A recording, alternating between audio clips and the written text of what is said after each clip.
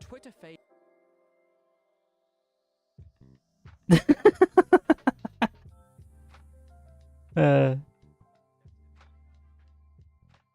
So true, so true. Twitter fame, dude.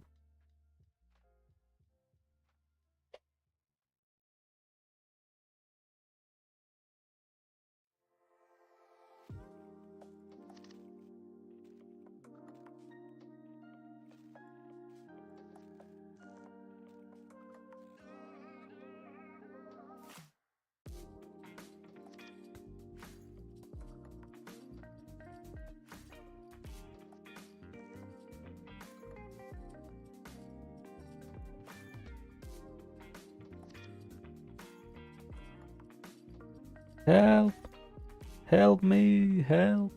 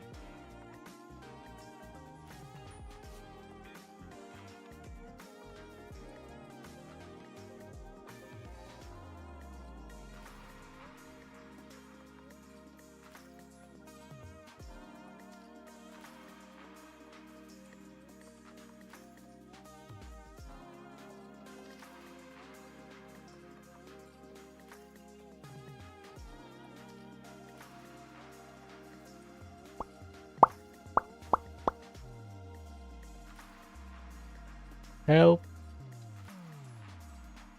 Help me!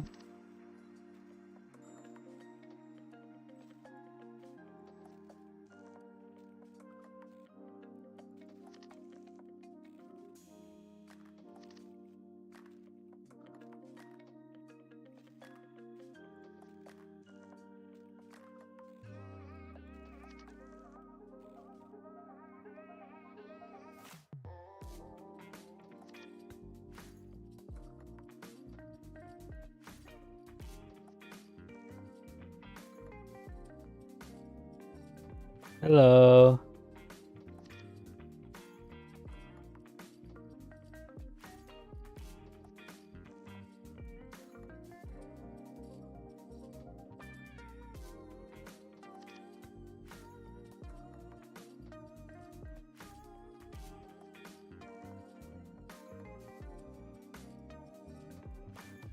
Hello, Simon. Hello.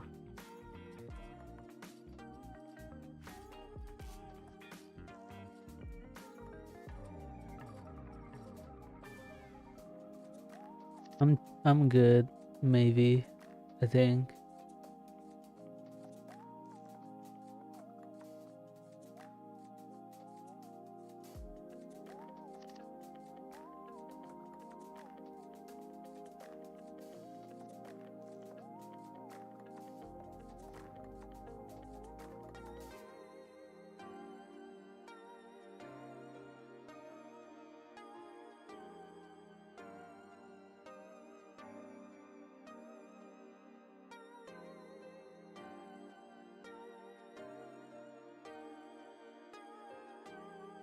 How are you doing actually?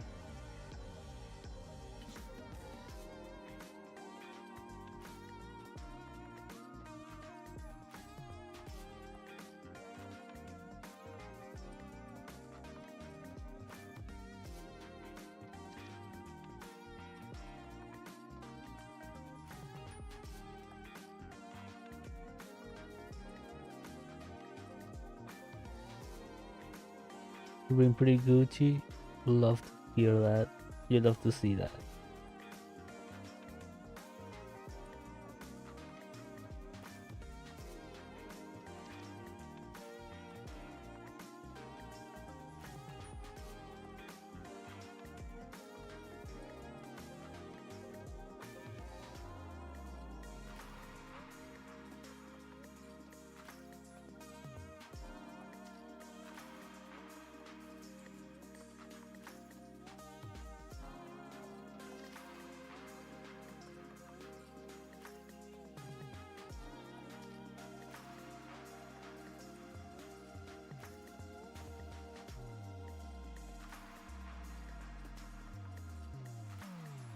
Yeah.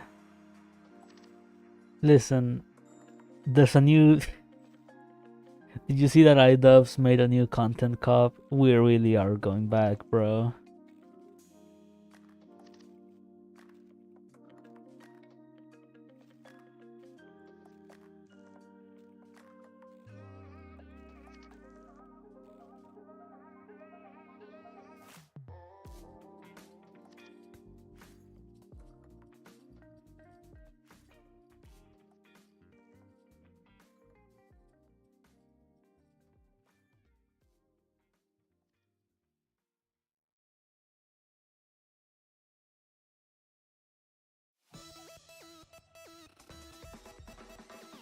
Oh shit. Banger. Banger.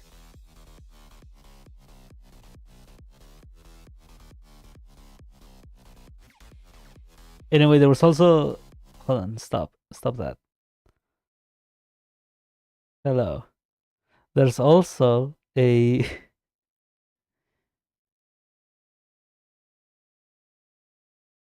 A new Fallen Chungus video.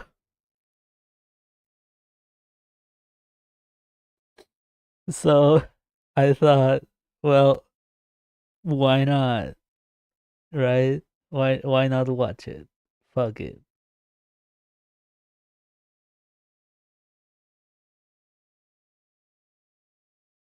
Since we're all in, you know, everything's fucking going awful, it seems.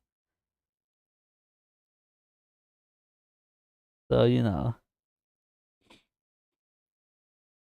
might as well continue like with the theme, with everything going bad.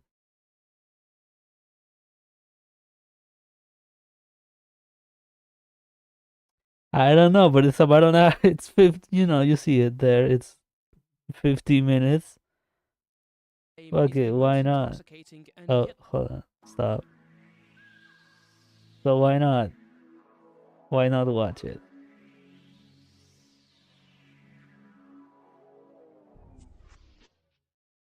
Of all the types of fame you can get online, Twitter fame is the most intoxicating and yet the most fleeting. With a platform and culture that rewards people based on He has cried reputation, wolf a you can lot. quickly become popular on You're it, but correct. you usually fall as fast as you rise. And one incident or just a change of how you act is enough for your audience to turn on you. Twitter is a home for people to post the first thought that comes to their mind, and when you combine that with an audience of younger people with no experience, it usually leads to Whoa, impulsive decisions and wait, exciting wait. implosions. Fallen Chungus, or Frank as he's The known in fellow real life, PNG is tour. now one of these so-called Twitter lolcows. Once the holder of an account with close to 100,000 followers at his Is the audio peak, good or do I Fallen need to turn it Chungus up? has been boosted to relative stardom at only 17 years of age. His Pinhead comics, made with an absurd premise or to mock online conversations, became widely popular during 2024. But now a mention of his name is met with annoyance or laughter, rather than admiration. After his initial rise, Fallen Chungus appeared to start losing it. Over time, his comics would become second priority, A little until low. getting into Twitter Okay. drama and gooning on Maine. He certainly could dish it out, but couldn't take it back. And over Okay, time, is that better? people started to notice him possibly using his own mental health as a cop-out to backlash. It wasn't long before he was airing out every detail of his life, seemingly unable to log off for a significant amount of time and stop feeding the trolls. And when that combined with his strange sexual interests, his fate had been sealed. This is Fallen Chungus, or How to Destroy Your Twitter Career.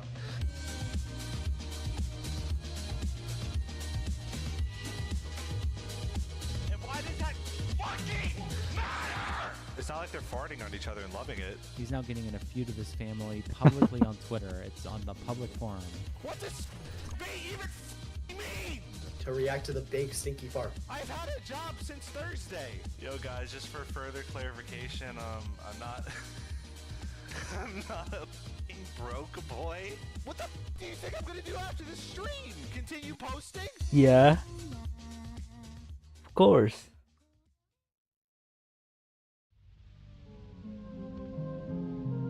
Fallen Chungus, real name Frank, was born on the 24th of May 2006, and for most of his life has resided in Delaware. Frank remembers being on the internet as young as 8 years old. By age 10, he was playing Roblox with his friends regularly, which is where one of his main online monikers, That's Mojo, was born. By age 11, Frank was on sites like Amino. What? Oh, no wonder, bro. Oh, hell. Oh, hell no. Amino? Oh, no. Oh, hell no, dude. Oh. Amino, dude. Those were the days. Those were the days indeed, bro. Fucked up. Recollects that he was exposed to old SFM animations, as he was trapped in rooms with devices growing up, signaling that his parents probably just gave him their phones so he wouldn't bother them. It's possible they may have done so to distract him from his hectic family life, as he admitted on stream that his mother is bipolar. As for his father, in 2019, Frank's dad was arrested after a stabbing incident involving him and Frank's grandparents. After failing to post the $150,000 I also was on Amino for a bit during the Undertale rise, I guess. Along with 5 years of county probation. Something like this certainly affected Frank's life, and from all online records, he now only refers to a stepfather that he had. We mentioned Roblox earlier as one of the first games Frank played as a kid, and it would become one of his main games throughout his life. This is evident from some of his first Reddit posts on the subreddit r/Project Jojo, made for a Roblox game based on the anime JoJo's Bizarre Adventure. In these posts, you can see an early eye for ambition and creativity through some of his drawings. Obviously they're not top-notch because he's like 14 at this point, give him some leeway, but you can see the roots for the comics he's now known for. In 2021, at around age 15, hello guys, how you doing? Fallen Chungus first joined Twitter under the name That's Mojo. There really isn't a lot to talk about from his previous post, apart from general online memes and jokes. One thing that has been archived though, mostly by his critics for reasons you'll understand later, is a prevalence in attempts to end it all, so to say. His first attempt was on the 22nd of September 2022. How you doing, which guys? By him being acquitted to a psych ward for a whole week. In this one, he also says that he regrets telling his therapist too much, who probably got him there in the first place. A month later, he tried again, this time taking 50 tablets of ibuprofen, and again being admitted to the psych ward. On his return in November, he bragged about his Riz, as whilst he was in the ward, he got a girl's number and Snapchat after talking to her for 4 minutes. Yeah, I'm good. That celebratory mood was quickly dampened when a few hours later, he found out she was 13. There was another incident where he went off his meds on the 9th of December 2022, only to again be sent to another ward, and in early 2023, he tried again. The obvious conclusion from this is that Fallen Chungus is clearly not a very stable individual if he's taking regular trips to the psych ward at age 16, and probably the worst person for any kind of public fame that you could pick from the metaphorical claw machine. But as luck would have it, that's exactly what happened. In September 2023, Frank made the Fallen Chungus account. The name itself was probably created from a random combination of brain rot meme words, just chosen ironically, something he'd done before. But somehow, this would become his biggest account. His Pinhead comics, satirical and comedic comic strips began to circulate widely, as he pumped them out one after the other. It's easy to see why they appealed to people. They were simple in how they looked, with the lack of colours and character design indicative of MS Paint, and of course, their focus on internet discourse and online conversations resonated with his audience. Over the next few months, comments like, "Ever heard of dark humor?" and "Look man, he helped me through a very tough time" would start to go viral. Fallen Chungus would reap the rewards with an influx of thousands of followers and connections with other Twitter accounts. But would his former associates look on as he left them all behind? Obviously not. As early as October 2023, former friends of Fallen Chungus accused him of being a chaser, aka who was primarily only sexually interested in trans individuals. Fallen Chungus' chaser allegations were spread by an image compiling many tweets of him discussing trans individuals being hot, starting to dislike cis women, only liking trans characters and NSFW material, discussing the body type of his new trans femme character, and straight up asking if there's a way to be a chaser without only being sexually interested. He would respond to this allegation in January 2024, claiming that the image had been compiled by a group of transphobic trolls, and his comments were his attempt to be an ally to his close trans friends whilst they were going through tough times. This drama would be followed by Fallen Chungus' fifth attempt, when on the 31st of January 2024, he would go private, tweet about taking a load of random over-the-counter medicine, and left off with announcing his hatred for people on Twitter. He'd return on February 18th, with a thread explaining that he wasn't dead, didn't bait his life, and had been psychologically cleared after a visit to the psych ward. It seemed like these were gloomy times for Fallen Chungus, with his fledgling career already derailed so quickly. But brighter days were soon to follow. On March 28th, Fallen Chungus posted the Bro Visited His Friend comic, made to just mock the overuse of the word bro. It would go viral and be used as a meme for months on, gaining well over 100,000 likes on Twitter. After becoming a sort of household name on This is Twitter, fucking Fallen Chungus editing, decided bro. to let himself go a little. Not too much, because after all he was still posting comics, making memes, but he deserved to relax a little and say what he really meant. One effect of his work's popularity on Twitter is that it would obviously get swept up in a topic Twitter is often known for: politics. He had done well at first to keep out of it, but as he became more popular, his left-leaning beliefs began Okay, to show. you're going to whilst jail, on brother. Twitter. During April 2024, a big right-leaning So Twitter am I. account by the name of Tired Meme Clown reposted Fallen Chungus' Bro Visited His Friend meme. Despite there being no political biases in this tweet, Fallen Chungus didn't let this go, and decided to openly and vocally express his dislike for the account by jokingly asking if he could file a cease and desist on the tweet. Amidst the ensuing Twitter fight, Tired Meme Clown decided to post a racist edit of one of Fallen Chungus' comics, believing it was him. You see, the simplicity of Fallen Chungus' works meant that editing them or copying his art style was easy, and as these edits came up, he had to scramble to clarify it wasn't him. And if Tired Meme Clown's post was accidentally starting this idea, it was another group that bolted out with the baton. Soyjack.party, commonly shortened to just The Sharty, is an anonymous image Whoa. group, similar to 4chan where it's originated. Whoa, wait. 4chan? Didn't that die? Didn't 4chan fucking die? Hold on.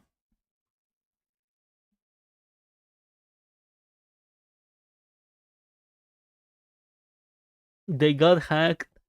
The infamous hacker known as 4chan got hacked. Lamau? That's fucking funny.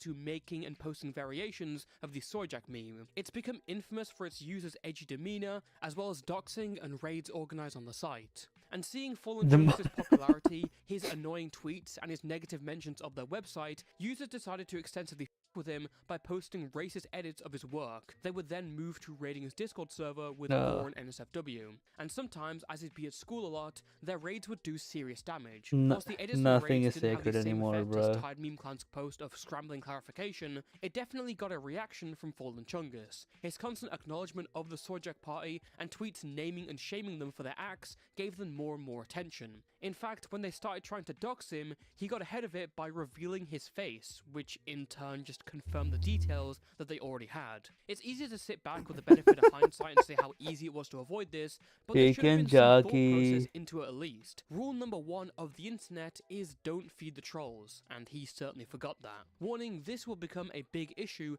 throughout the story. The Sharty would also bring up Fallen Chungus' chaser allegations, and he stated multiple times that their attacks on him were motivated by those allegations and transphobia. This all led to it being brought back up on Twitter, and eventually it culminated in an explosive back and forth on May 26, 2024. It began with a user named Lennox, who was one of the main people who'd been pushing this allegation for quite a while. Fallen Chungus and Lennox were arguing, due to Lennox's friend Dart accusing Fallen Chungus of being a chaser and him responding in a quote retweet.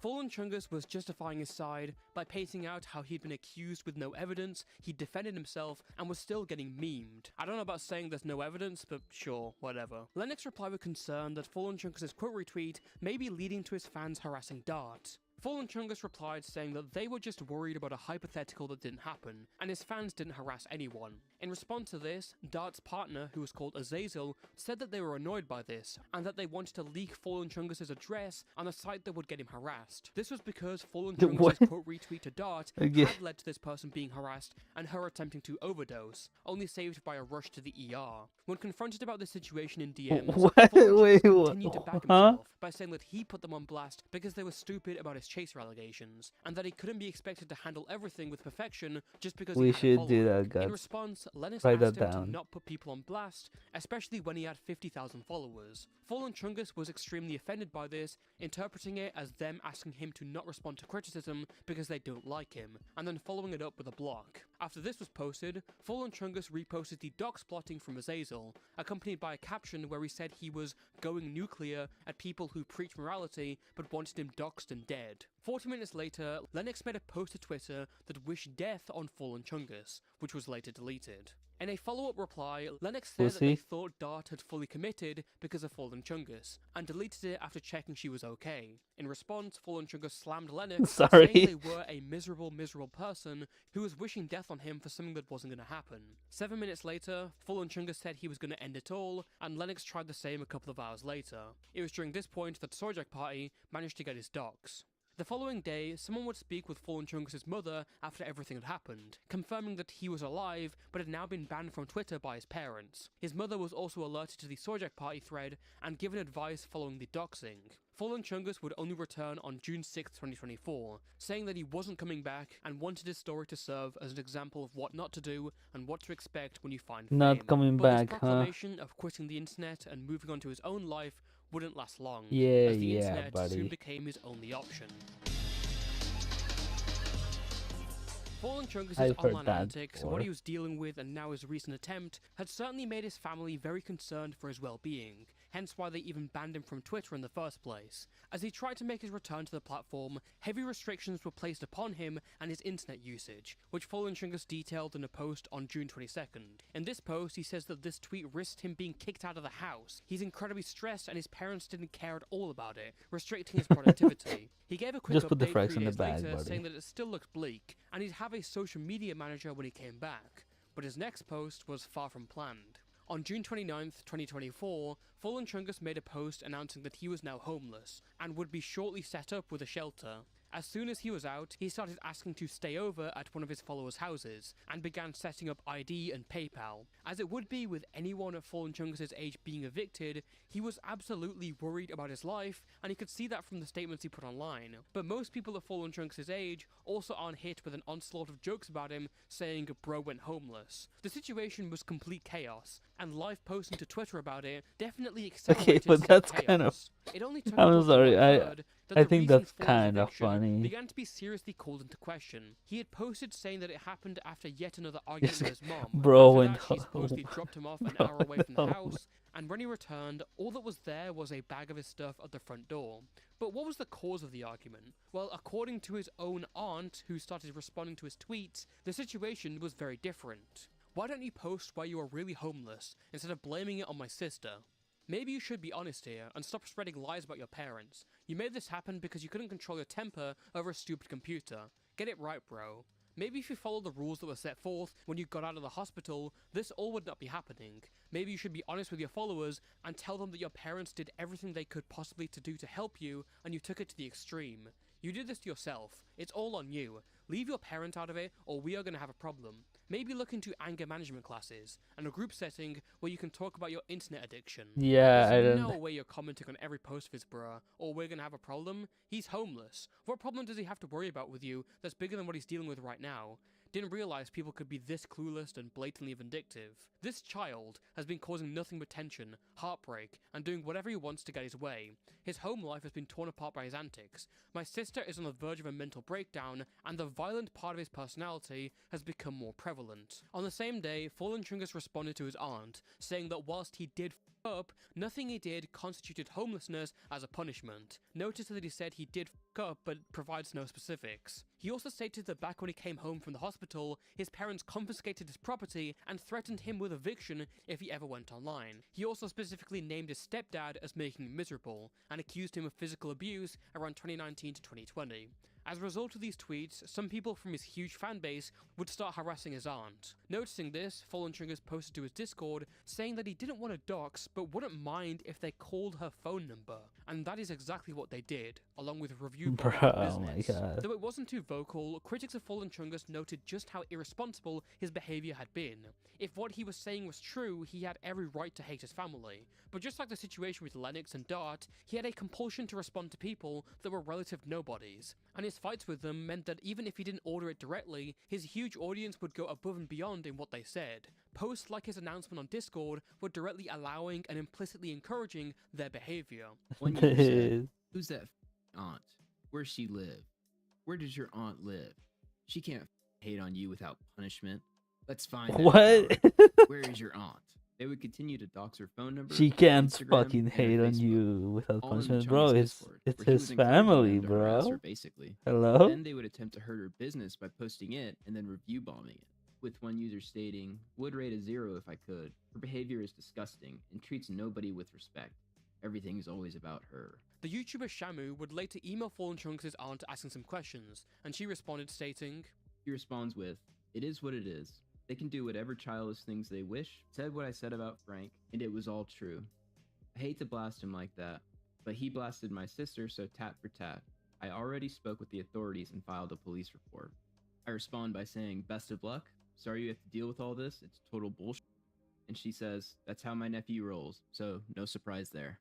Fallen Chungus then tried to absolve himself of responsibility, saying how could he possibly prevent 1,000 people saying stuff to her when she has her credentials on her sleeve. This misses the point that again, whilst it's obvious that Motherfucker, you said the I wouldn't Discord mind if announcement is an implicit the encouragement. It's opening the gate guys, to specific actions like calling a number. not that or I'm just allowing encouraging harassment. it, but I Actions wouldn't like mind that if you wouldn't be guys as were much as like they to were if call you just her asked them not to place dox or her, whatever. or Like, just said man, nothing shut at all. up. In fact, it wasn't until July 6th that Fallen Chungus admitted that "y'all were assholes to my aunt." This incident was the cause. You of called that motherfucker! What are you talking As we about? noted before, he'd often get into drama by responding to someone infinitely smaller than him. You and guys then are when he couldn't take assholes the to heat my from aunt, others, he'd threaten his motherfucker. life You to did curb the that. backlash. Hello? Nowhere is this more evident than with his fight with X8, a smaller commentary channel who made a video covering Fallen Chungus and the recent situation.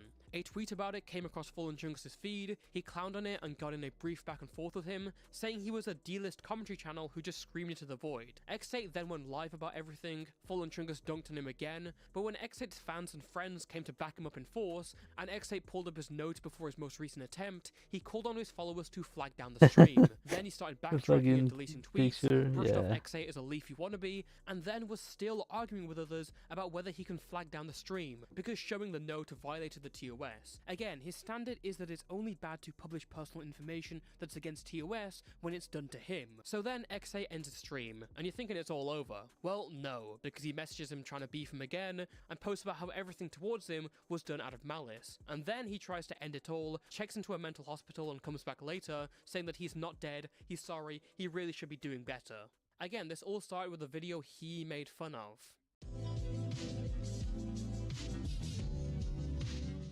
After the most recent attempt on his life and his return, Fallen Chungus would enter a lull of activity.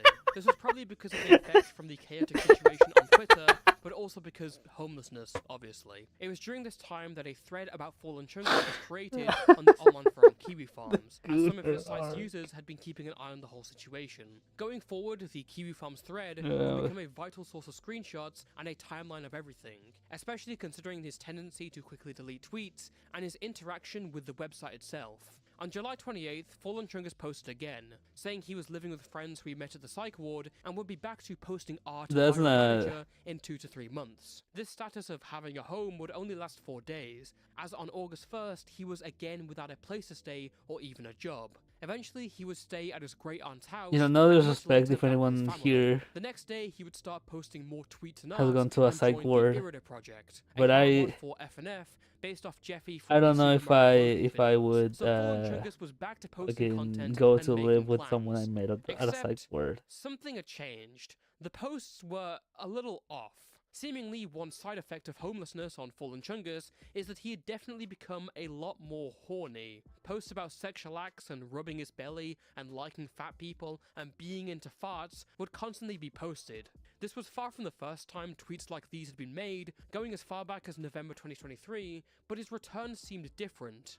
Back then, Fallen Chungus had dismissed this and said that people wouldn't figure out his private interests. He continued to brush them off as just ironic jokes. Now, people were taking a closer look at this very public degeneracy, and at some point the reasoning that these were just jokes seemed to fade away due to how many he posted. Suspicions were confirmed on August 18th, when Fallen Chungus decided to make his alternate Twitter account into an NSFW account, specifically for his sexual interest with fat people. The decision to make one was immediately criticized, as just over a week earlier, he'd made a poll for his audience age demographic and learned that 41% of the people who voted were under the age of 18. His excuse for having such an account, despite his large underage following, was only that he needed an outlet for that stuff, which seems weird because most people who are into anything don't have to publicly post about it. Another early sign of even if you have to, like, if you have to the to, internet. Due to all these factors and some pushback, yeah, I see that. But even if you have to post that, back in drama. This came about due to a thread about the R slur and his discussion. why not make a private alt and then you post it from those who there? didn't like him speaking I on due to don't. his lack of disability, or from people who just felt he was talking out his ass. His next move was unironically to go at Ricky Berwick and It's like, talk about how why, much you couldn't stand it why because he was post so it? outwardly That's negative. why Ricky's post followers, it. of course, gave him pushback, and when Ricky hit back with a joke of his own, Fallen Chungus couldn't handle it. He would go on rants about how he's being falsely accused of being a racist, homophobic ableist, and then he deleted his Discord server and set his Twitter account to private. The next day, he was back publicly, fighting with people who were making fun of him. Rinse and repeat. His tendency to not ignore people's comments meant that he was further targeted for trolling, sometimes by disgusting individuals. On August 26th, I mean, Fallen listen, Chungus posted on Sojak Party his art style and is on Twitter, recognizable. saying that someone had sent him illegal So, images. He believed the perpetrator I was from don't Sojak think Party, even if he but wanted to turned out make be it like members of another a online group. like a Whilst this was separate, like obviously a horrific, and Fallen unpublicized Chungus' account, immediate reaction people to would call have the found police that. was good, his instant tweeting of the I information well before don't an understand officer why had you even wouldn't arrived make to his like a location private was a huge account misstep. if you As people have correctly to pointed out in the replies, his post it, posting because you about can make would it only and not encourage these people post to it. harass him more and take it to new extremes. Not only that, but his knee-jerk reaction Like towards I've Sojak Party literally and accused done them that. first Like was I only to have make them resent done him stuff more. that I haven't Issues could be posted. sorted out if he just So didn't like I instantly don't. post everything that came to his mind. It felt like this Why post was like less why for post it, awareness bro? and more for pity. In a response, Fallen Chungus again said that he didn't know why everyone expected an 18-year-old who just fought homelessness to handle everything perfectly. And again, he's getting advice from people on what to do and how to handle things well, and he wasn't listening to them at all. This point was instantly proven when he announced a break that was recommended by law enforcement for their investigation. But then he returned on the same day. When someone asked why he was back when the police had just told him to take a break after being sent illegal material, he said it was just a suggestion, and that he still needed commissions and ad sharing money. You'd think he'd then start posting comics, but no. Instead, I'm not it's gonna more fan post it. art and joke posts Or well, about I don't know, eating maybe. people. Maybe I On the will. I 5th don't of know. It's September, just there. Sojak Party would ramp up their trolling I mean, efforts on Fallen you've Chungus seen by it creating a new thread. already. 2 days It's just later, not someone got his posted Twitter like for password everyone. after claiming to have sent him a Well, I guess on the passport toy house stealer it is. disguised as a But furry fart NSFW never game mind, you know. called Dr. Brap. Fallen Chungus tweeted about it, denying the Dr. Brap claims, which in turn just gave them yet more attention. It wasn't long before another user snuck into the private server for his Roblox game development, and snagged screenshots of him complaining about Kiwi Farms and Sojak Party. Again, if you just shut up about them, I'm talking they'd about go the away eventually, mocha but it like seems you drawing. can't teach an old dog new tricks. That was the last thing that's NSFW thing The next round of drama drew. came in 10 days later, when on the 15th of September, Fallen Chungus posted a comic about killing someone who was a fan of fentanyl, an experimental electronic musician who got a lot of online popularity in 2024. Fentanyl responded to the post asking what she even did, and Fallen Chungus then replied, saying that he'd actually never listened to a second of her music, and actually went on to like it. This led to him obviously getting stick from Fucking Fentanyl's stupid fans for hating idiot. music he'd never listened to, hopping on a Twitter bandwagon, and not being able to think before posting. The situation got to the point that Fentanyl had to post, asking her fans to lay off on him. The very next day, Fallen Chungus decided to launch his merch website. Yes, merchandise from the Fallen Chungus Twitter account. I know you might be thinking, who the f is gonna buy that? And yes, many people did ask that exact question, but come on, $30 for bros of baby clothes for your newborn? That's a deal. I'm not saying That's it's a good kinda deal, but funny. it's certainly That's- a deal. I'm gonna be Expect- real. That's funny. That's that's pretty funny. I like that. I low-key kind of like that.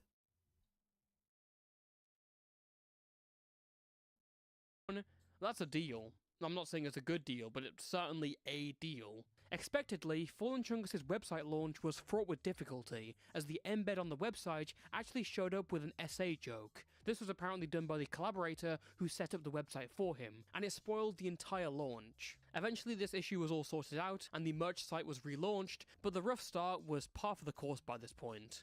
The constant cycle of drama had taken its toll Fallen on Chungus Fallen tried Chungus' to, reputation and work. It's absolutely worth noting that the guy I don't got some know, stuff be that a lot of normal. people would not be able to deal with. The Challenge consistent impossible. pattern of loving to start it but hating to deal with it, the prolonging of grudges against these websites, the weird horny posting, the jokes that clearly weren't jokes, the disregard of any helpful advice, they began to bleed into the thing that really mattered to Fallen Chungus' account. His comics. He wasn't posting as many as he had done before, pouring his time and effort into other projects like his Roblox game or the FNF mod he was a part of. His comics had vastly decreased in quality, lost their humour, and now seemed more targeted and spiteful. Instead of making fun of online conversations, they seemed to be dry ideas, from a man who was completely terminally online himself, and could only pick out what was the topic of the week on Twitter. He was really more interested with trolling his detractors and continuing the endless back and forth with people who had his Twitter password.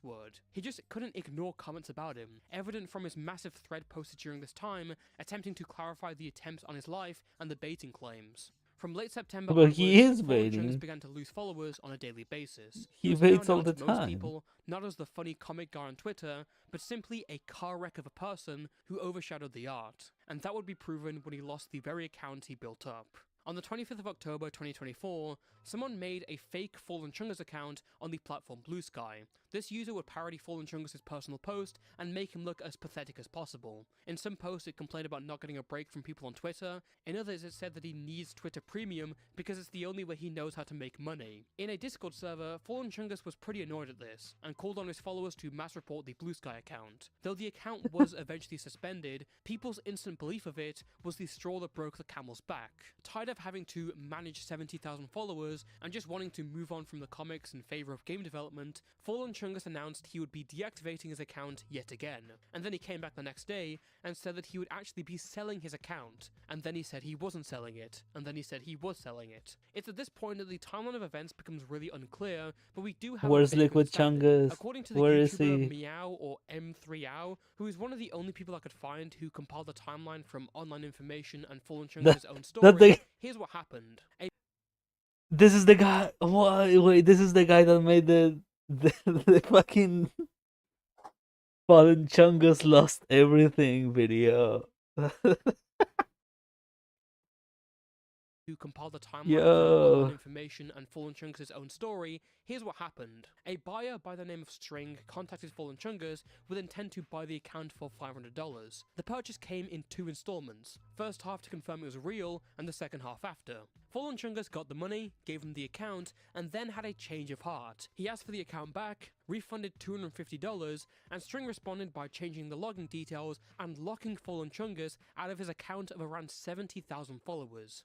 In retaliation, Fallen Chungus again called on his server to mass report his Twitter account and claimed publicly that the buyer took advantage of him whilst he was having a breakdown. His server members didn't really take this seriously at this point, and other Twitter accounts would nonchalantly refer to the incident as if it was just another day. A real boy that cried wolf situation. And the following days, Fallen Chungus would again express that he just wanted to leave the internet, but managed to come to a sort of peace with the new holder of the account. This person was What's now crazy known as is that Chungus, named Liquid- after the liquid parodies of several lol cows. What's crazy is that I think This person was known Liquid Chungus is funnier. I actually like the account. Personally, I don't know. known as Liquid Chungus, named after the liquid parodies of several lol cows. And surprisingly, his ownership of the account managed to revive his popularity. He would basically post the same kind of webcomics that Fallen Chungus had done, and seemed to be far more likable, level-headed, and mentally stable.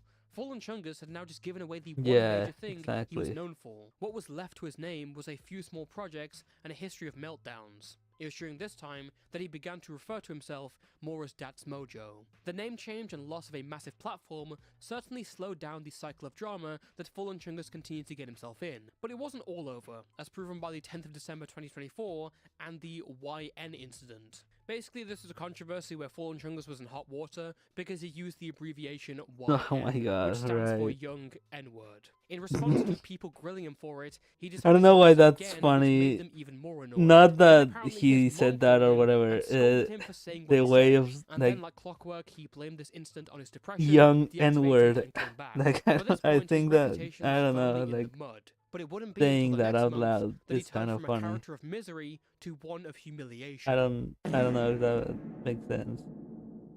On the 16th of January 2025, Fallen Chungus posted a thread called The Unk, the Kid, and the Gooner. In this, one of the very first things he says is an admission to gooning to farts. After months of posting about it in a jokey way, and even outright denying the theory to others, he finally decided to come clean, I guess. But what was the occasion for such an absurd admission? Well, this thread was made as a response to an ongoing situation in the FNF community.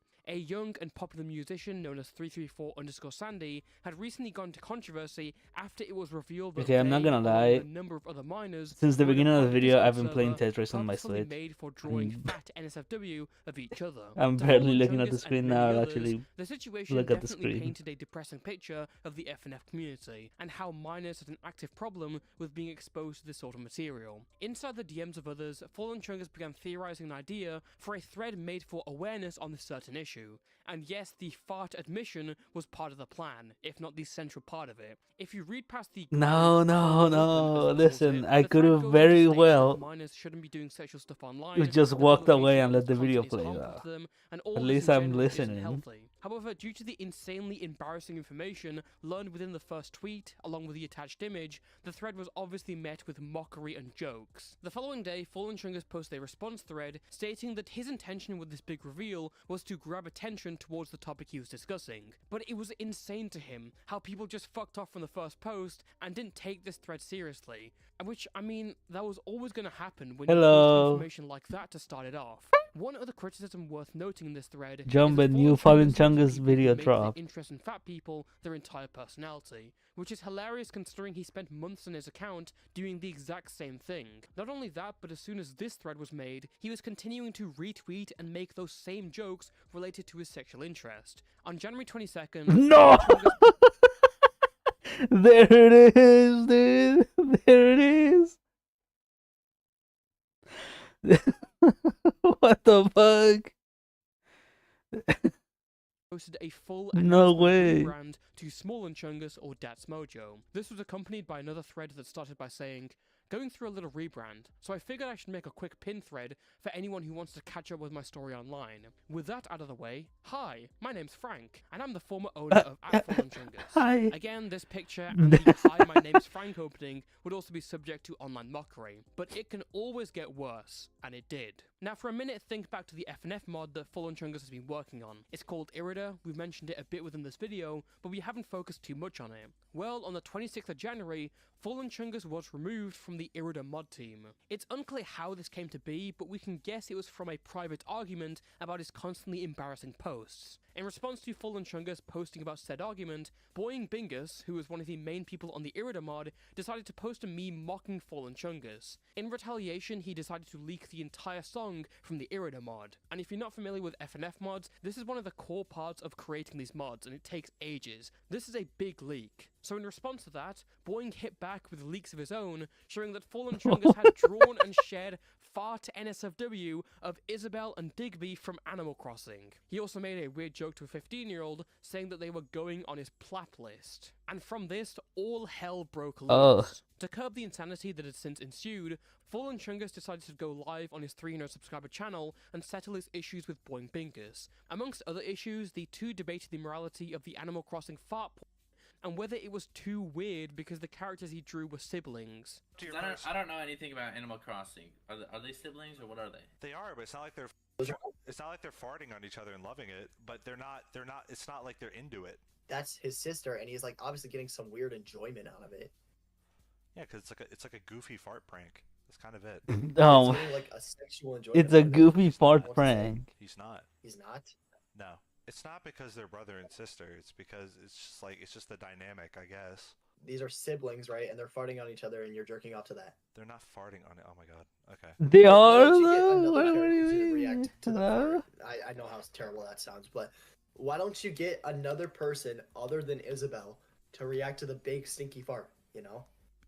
And you make a good point. I don't disagree with you. Throughout this stream, Fallen Chungus continued to be The called by calls. numerous group chats and users, The fucking feeling calls. fart-related jokes as names. And I guess he didn't change his status to Do Not Disturb, so they all kept popping up on the screen. My favourites include the Big Brappers. Hey Mojo, it's me, Jeffrey Epstein, call me back. Big Stinky Fart Enjoyer. Brap Time. Mojo be my fart buddy. Brap. Fart in my mouth Mojo, and can I get 5 big braps? However, it's also worth noting that a couple of people were using this function to beg Fallen Chungus to turn the stream off. Only about 30 minutes of the stream passing did he finally turn it off, which was followed by yet another post where he intended to take his own life. Oh In this my statement, he fucking laments god, about how he's bro. burnt every single bridge, he feels like a failure that his family can't understand, and that he hasn't gone a day since December without thoughts of death. He was really going to do it this time, over sexual drawings of Isabel farting, that he made, by the way. Can we stress this? A couple of hours later, he deleted this note and was back on stream. But with tweets about his new predicament getting traction, it meant that this stream would get far more attention than the last, and the chat was now totally dedicated to trolling him. Their mocking messages either making jokes about farts, or saying W Speed L Chungus finally got to him, and he was now on the warpath for anything thrown his way. I want everyone. I want the 200 people in this. I want the 300 people in this stream to just reflect. Just take a minute and be like, wait, I am just a fat like, and it's still going. It's still going. There's still people in the chat going like, deactivate. Like, what the do you think I'm gonna do after this stream? Continue posting? No, there's no reason to. There's literally no reason to. Just take a second to reflect as you tack away your keyboards. That like, wait, is there a reason to do this? Is there a reason to be typing out, hey, crash out, hey, crash out? Oh my god, he's baited. What does they even mean? What does that mean? That's just a word you made up. That's not a word. That is not in the dictionary. I could go up to some random on the street like, oh, you gleeble glomped. Are they supposed to take that serious?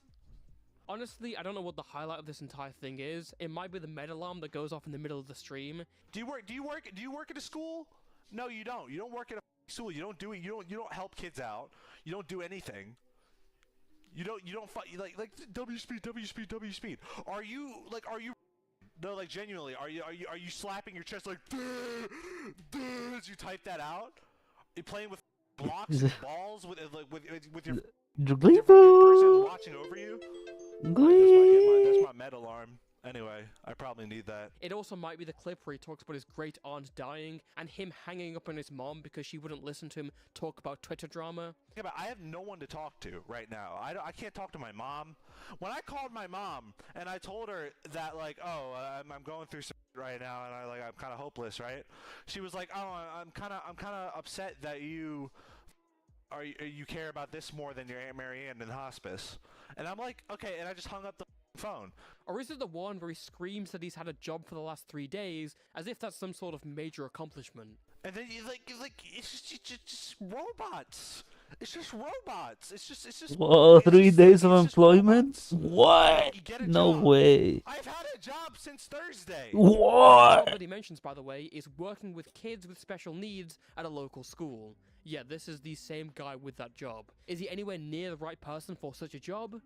You decide. Following the complete insanity of his second stream, Fallen Chungus was talked down, and eventually he left the internet again, giving his account to his friends. It wasn't long though before many of them would abandon him for other reasons. Whilst his post saying he was ending it was up, Boing Bingus, who was arguing with him, started to feel incredibly guilty and emotional about if he had driven him to take his own life. In the second stream, Fallen Chungus showed a complete lack of care for any of what he had to say, and that did not sit well with many. Respond to what you put me through. Suck my fucking balls, Boing. No, like seriously, I do not care anymore at this point because you put me on that stream to lambast me and make my day worse, and it worked. I want nothing to do with you. On January 28th, a keen-eyed user from Kiwi Farms reverse image searched the Isabel picture that Fallen Chungus had drawn. Against all odds, that linked to an obscure NSFW fart alt account named Little Buddy Art. Inside, it was littered with exactly what you might expect, involving all sorts of characters. The simplistic sketches posted to the account seemed to tie to Fallen Chungus even more. The next day, Fallen Chungus came back to post a very dry stream, announcing his leave from the internet again, and around the same time, the Little Buddy Art account was deactivated. An account claiming to be Fallen Chungus then posted to Kiwi Farms, saying that he's now accepted he's a lolcow, and that he just wants to move on. He also requested that people not leak his Little Buddy Art account before it was reactivated a couple of hours later. Later that day, news reached Twitter. And motherfucker, just if you don't, Fallen Chungus HQ. just make a private account. No. Like, huh? Guys, please don't leak the account. Like, make a private? Huh? In particular, a sexual image of Kuromi from the Hello Kitty franchise caused some to accuse him of being a pedo. Fallen Chungus then hopped on the Little Buddy account and criticized the original poster, Kane, for posting this publicly and arguing about Kuromi's age. The dispute between the two is that fan-made wikis list her age as 5 to 6 years old, whilst Fallen Chungus argued the wiki had minimal research and she was ageless. Kane then hit back by showing that her age was stated as 5 to 6 in official merch, and Fallen Chungus conceded, but still held up his criticism that they shouldn't have been put up when most of Kane's following were minors. Again, remember the entire controversy with him and his thread, and the horny comic posts made to an audience that he knows is a lot of minors. Kane's intentions here are totally different to how Fallen Chungus' intentions have been before. Following his argument with Kane and more widespread mockery, Fallen Chungus would deactivate the Little Buddy account for the last time, and reactivate his main That's Mojo account for another public meltdown. In this rant, he blames Kane for putting his life in danger by posting this tweet, because after he'd been sent illegal material. He also denies the pedo claims, says he won't be this generation's Chris Chan, argues with former friends, denies the Kiwi Farms account was him, ignores any pleas to help, and states that he seemingly lost his job. After this, Kane and a few others would stage an intervention with Fallen Chungus. Only 2 minutes into the call, when pressed on the claims of him baiting his life, he yells at the people inside. Mojo, Well, let's not. Don't go. You know, it's been because you understand why people say debate though, because this is like the 7th time, dude. And dude, you came back after like. And why does that fucking matter? Why does that matter? I am a mentally ill person. I am so tired of you going after me about something that I can't control. The call itself is 40 minutes of Fallen Chungus' last friends trying to give him their best advice they can, whilst pressing him on specific claims and his mental process. Fallen Chungus discusses his mental health, says his mania made him act impulsively on certain decisions, and how he's just tired of everything. The issue that again he either fails to realize or just ignores is that these conflicts are perpetuated by his constant online responses and activity. Being a public and popular figure isn't fun sometimes, because people will be very mean to you, but if you can't handle that, you have to get away from it. This is an issue that's come up from months before his stuff was leaked, but at some point, if you can't learn that poking the hornet's nest will get you stung, no one's gonna bother to treat you. You can't help people that don't want to be helped, so just quit the pity and theatrical exit, and just leave. After the recording with Kane was published and again circulated widely on Twitter, Fallen Chungus deactivated, only to again reactivate, tweet about how he cried in bed for 2 hours, apologise to his friends, say he's leaving, and deactivate again. On February 1st, I hosted a relatively small stream on my live channel,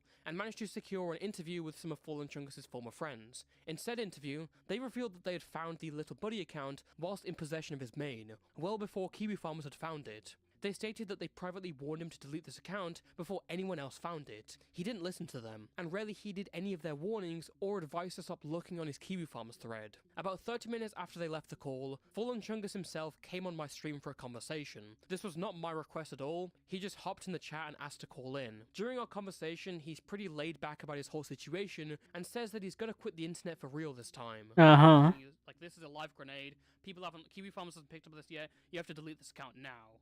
And I guess you didn't delete the account, it was still up and people found it. Yep. So I guess it's weird because it feels like you don't heed the warnings of the people who care about you. Yeah, I don't. I regret, like, everything that has transpired through this week. I regret every single action I've taken. and all that I can do is just leave. I'm just coming onto the stream just in case anyone wants to archive it. There's no reason to come back either. Before I had reasons to come back. Now there's no reason. Because like everyone thinks I'm a pedophile. Everyone thinks I like touch kids or something. So there's just no reason to come back. The next day, the streamer Aiden Underground contacted me and asked if he could interview him. I forwarded the message to Fallen Chungus, and the resulting 50-minute interview revealed some more. In this, Fallen Chungus said that he was now in a group home, and would later give Aiden his email and password so he doesn't try to log into his own Discord account. Probably the most eyebrow-raising revelation, though, was regarding his job. As we found out earlier, Fallen Chungus had briefly been working with a special needs student at a school. In this, he says he was working with a 13-year-old with learning disabilities. In the 4 days he spent with him, he played Roblox with him outside of work, attempting to be a sort of role model. He was then removed from the care of that child because he'd apparently made a threat to another child. Weren't you working at a school? Yeah, I already did reveal that, so there's no point. Oh my You lost that god. job, right? I did not lose this job. It's some weird. My staffing coordinator said this about it, right? I got involved with this thing called CYS because apparently I made a comment towards like one of the childs that I wasn't covering, that was like threatening. CYS started an investigation. It's not a legal thing, mind you. It's all Yeah, but within it's the realms of the job. And she he says, was staffing he coordinator, so he was she says playing this happens all the time. Roblox with Off a that this kid that happened because he I was really like on top of with this kid. Can't share his name. I He was, wouldn't like, he's like do he's like that. 13, right? He has some learning disabilities, and he was a very nice kid. He had his, like you said, he was very frustrating. Like I really put work into the 4 days that I spent with this kid. I really put work into that. I gave him a lot of talks. I sat him down a lot, just talked to him. Wait. How many days? 4? Work into the 4 days that I spent with this kid.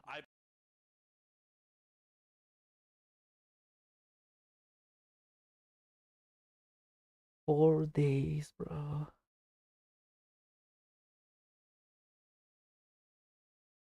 Just 4 days, and then sorry, can't have you here anymore, man. I really put work into that. I gave him a lot of talks. I sat him down a lot, just talked to him, and I would just give him advice, and he really took it. And on the other side of things, I would go home and play Roblox with him because I bet this kid has never had anything like that before, and I wanted to be like a role model to this kid. Fallen Chungus' break would only last 3 days, as he asked someone to reveal that he was back on Discord. Of course. He then returned to Twitter, saying he was on new meds, and a cause of his recent freakouts was Welcome the back, death of a John very Vin. close family member. He proclaimed he was now all stable, Maybe, before I then don't know. fighting with impersonators the next day, and leaking that his Roblox account had 38,000 Robux in it to flex that he wasn't broke. Yo, Guys, I'm not broke. I have 30k Robux. Yeah.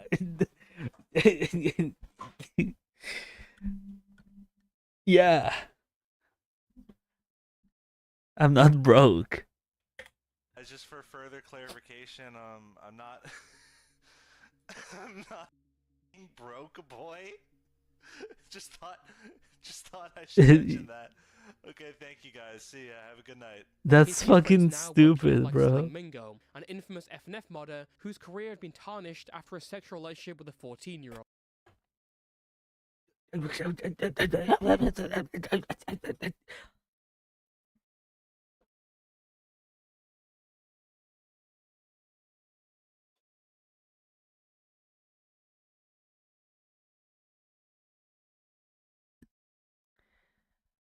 What?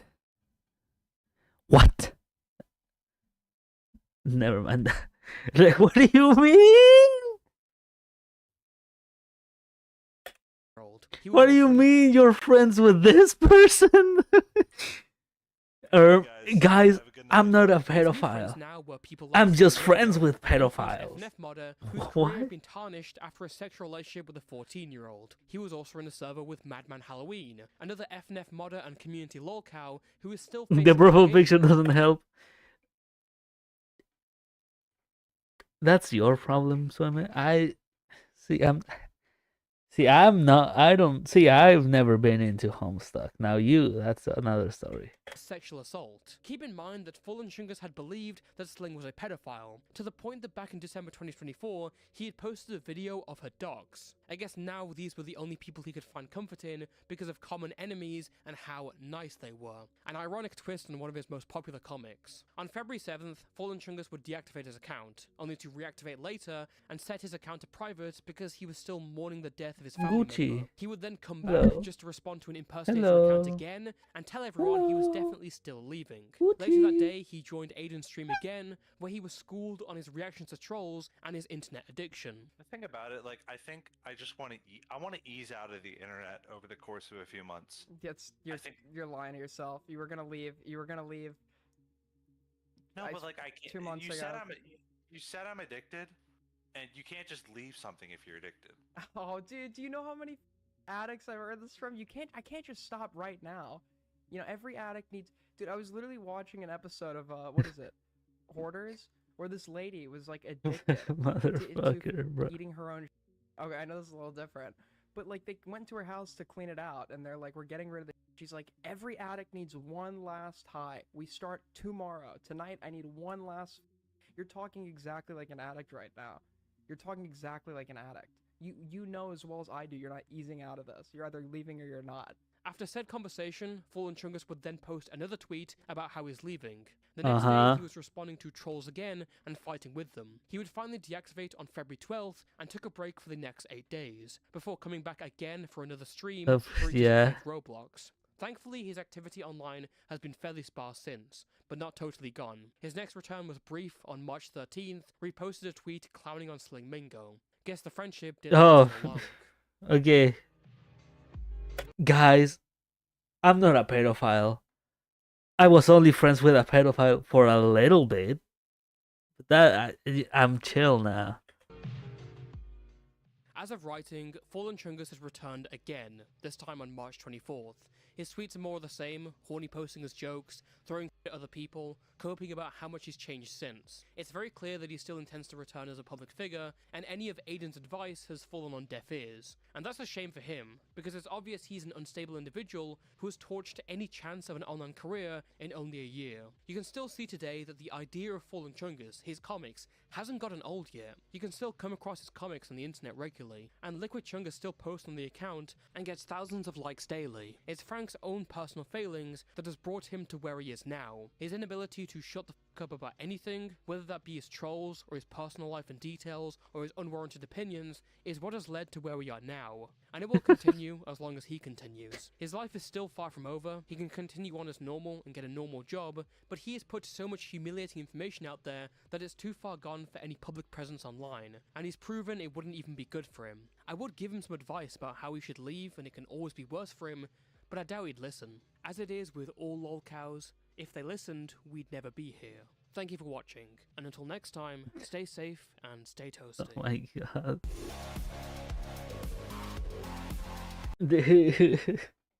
He's fucking stupid. He's stupid. Stupid.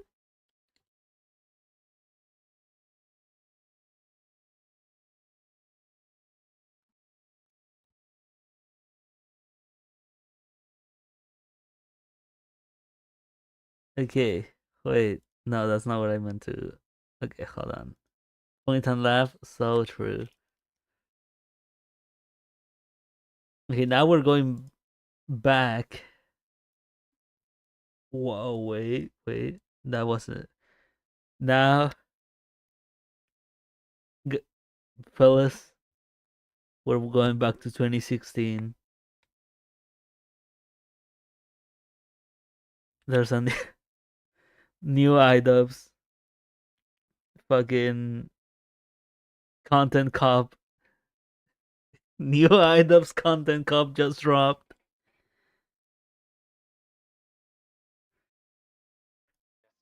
We're back in 2016, bro. We're so back. We're so fucking back. Actually, Hila's not a baby killer. Actually, accusing Ethan of killing his dog is maybe too far because they have mobilized such an insane harassment group that anybody who says any fucking thing, they will attempt to ruin their lives. And once again, I'm the crazy one. It's not bad enough that I have this group of people. What we do here is go Whoa, back, whoa. No way. We're so back.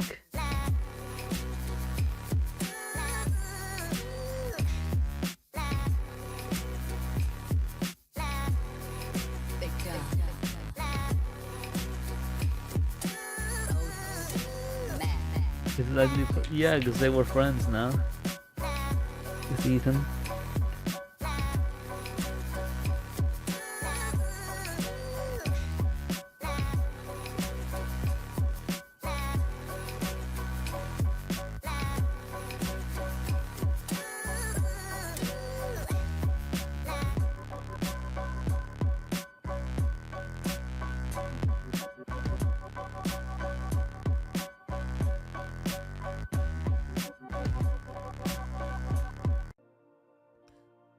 What's up, everybody? I'm Hassan Piker, and this is the Hassan broadcast coming to you live What the from fuck? a Hassan? cloudy day here in California, Los Angeles. We're live and alive, and I hope all the boys, girls, and MBs are having a fantastic one because today's a beautiful day. What the I have a fuck? very important announcement. I finally done it. I watched Ethan Klein's content nuke, and I'm not going to call it context puke as I normally do because the reality of the matter is it was brilliant.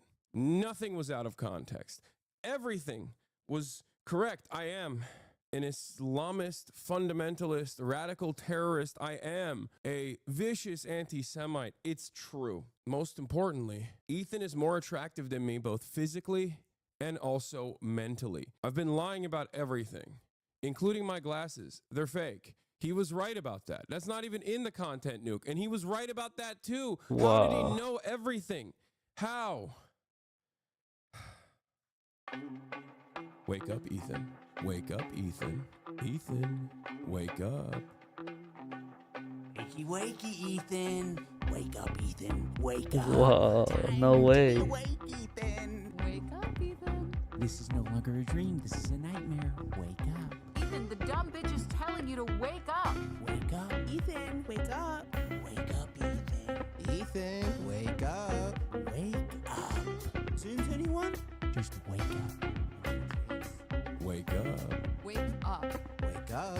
Wake up, Ethan. I'm not gonna do a react content yet, chat. I'm the same. Nobody's telling you to wake up, Ethan. Ooh, yummy. I love Sabra hummus. It's time to wake up, Ethan. Wake up. Ethan. Wake up, Ethan. Whoa, whoa. Wake up, Ethan. Just wake up.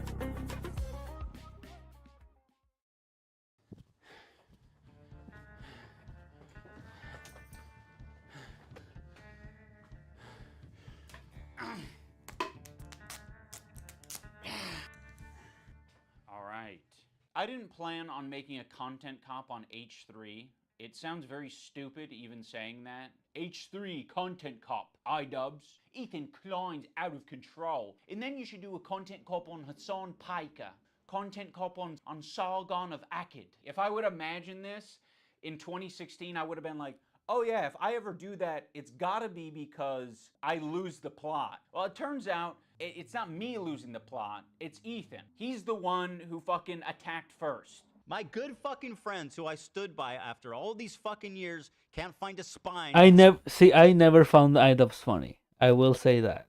I never thought iDubbbz was funny. So I don't find this funny so far. But like I don't know. Also, hold that thought. I'm gonna be back in a second. Hold on.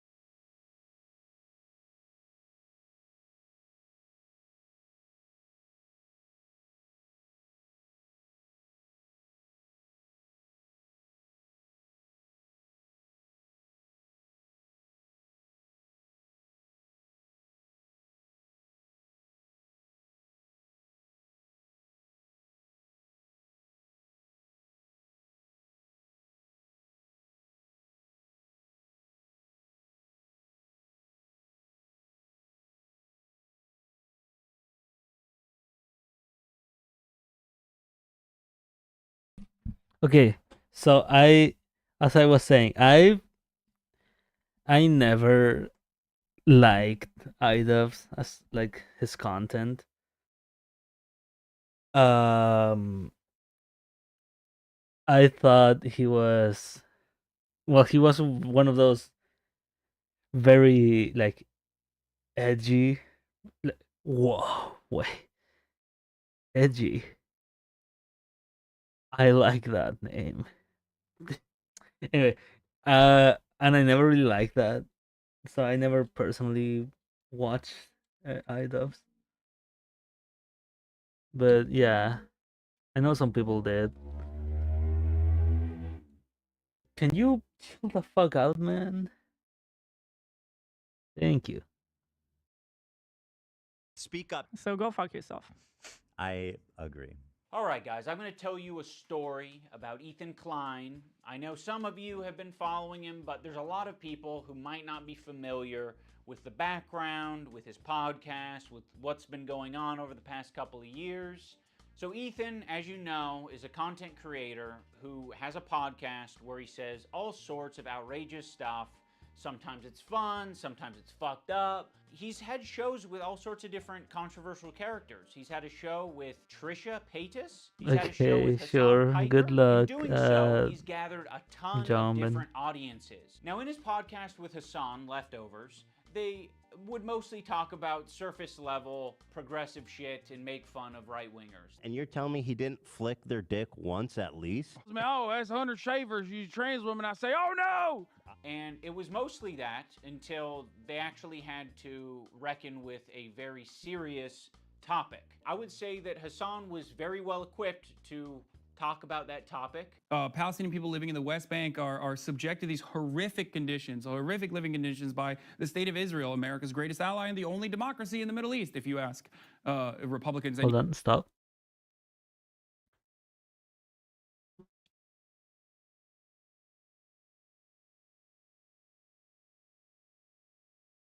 Even liberals. Okay, there we go. Well, the dance he invented was so kick-ass.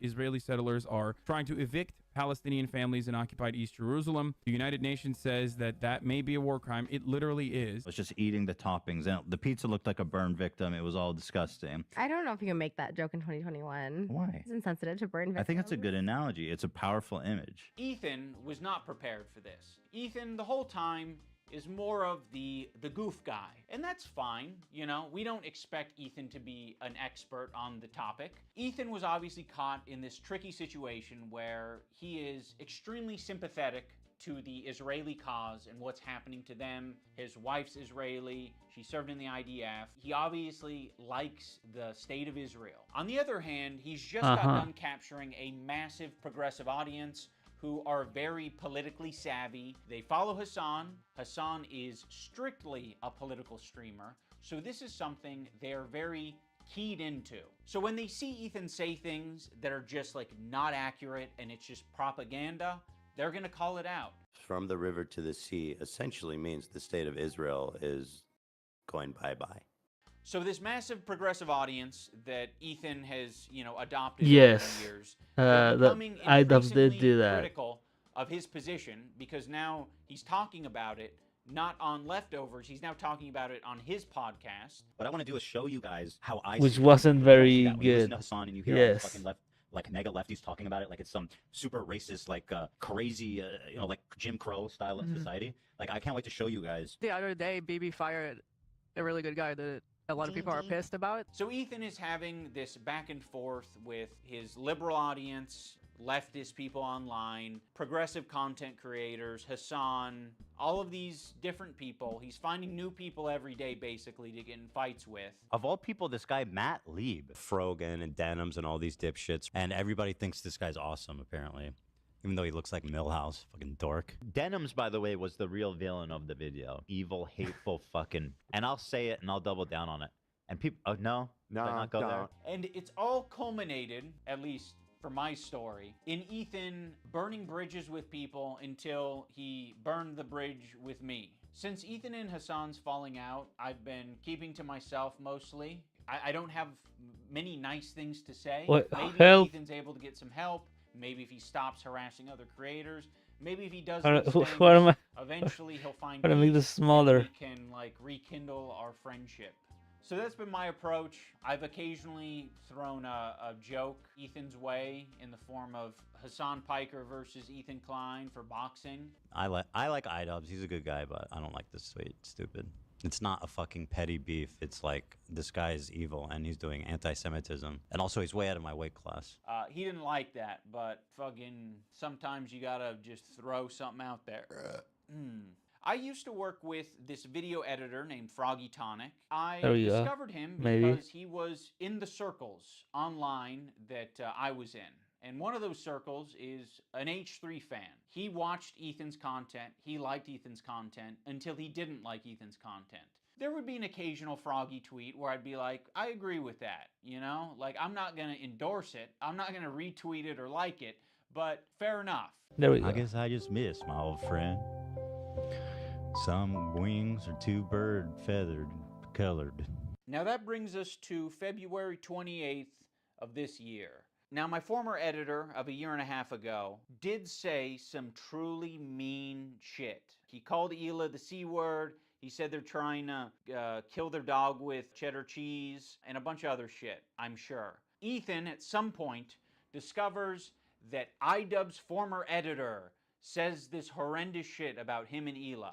But no one's asking the question, where does Ethan get this information from? You see, it would be very obviously a problem if Ethan was discovering this content by scrolling through Twitter looking for something to upset himself with. You guys He has know? maybe set it up. Hold on. Do you guys know Papa God?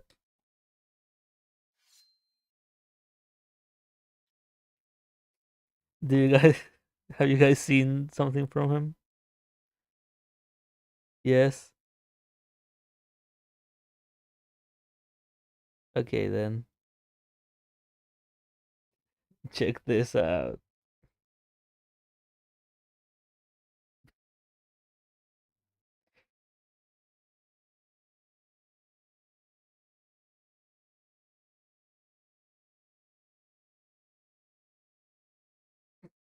Okay. Okay, that's it.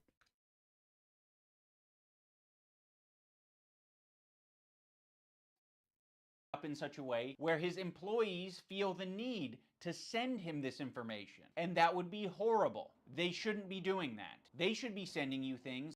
See, I've seen a couple of Papa God's like videos, and he plays balloons in the background a lot.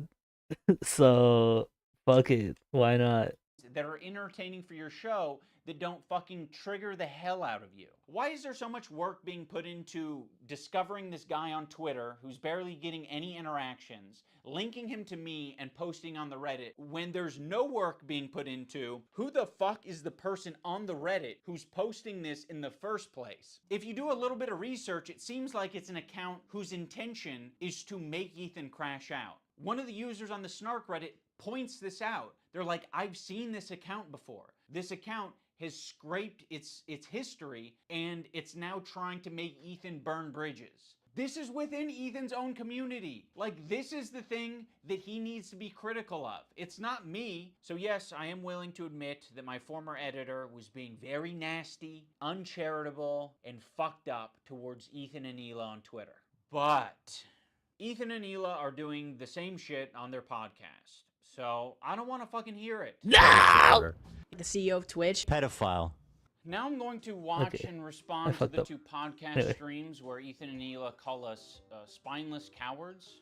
Anyway, this guy was saying shit like that Hila's a Nazi, that she kills kids, that she went on like she's You like, suck- a shut IVF the baby fuck killer, up. all this Shut types of up. shit. And that's showing up right up on us Nisa's and Shut Ivan's up. feed.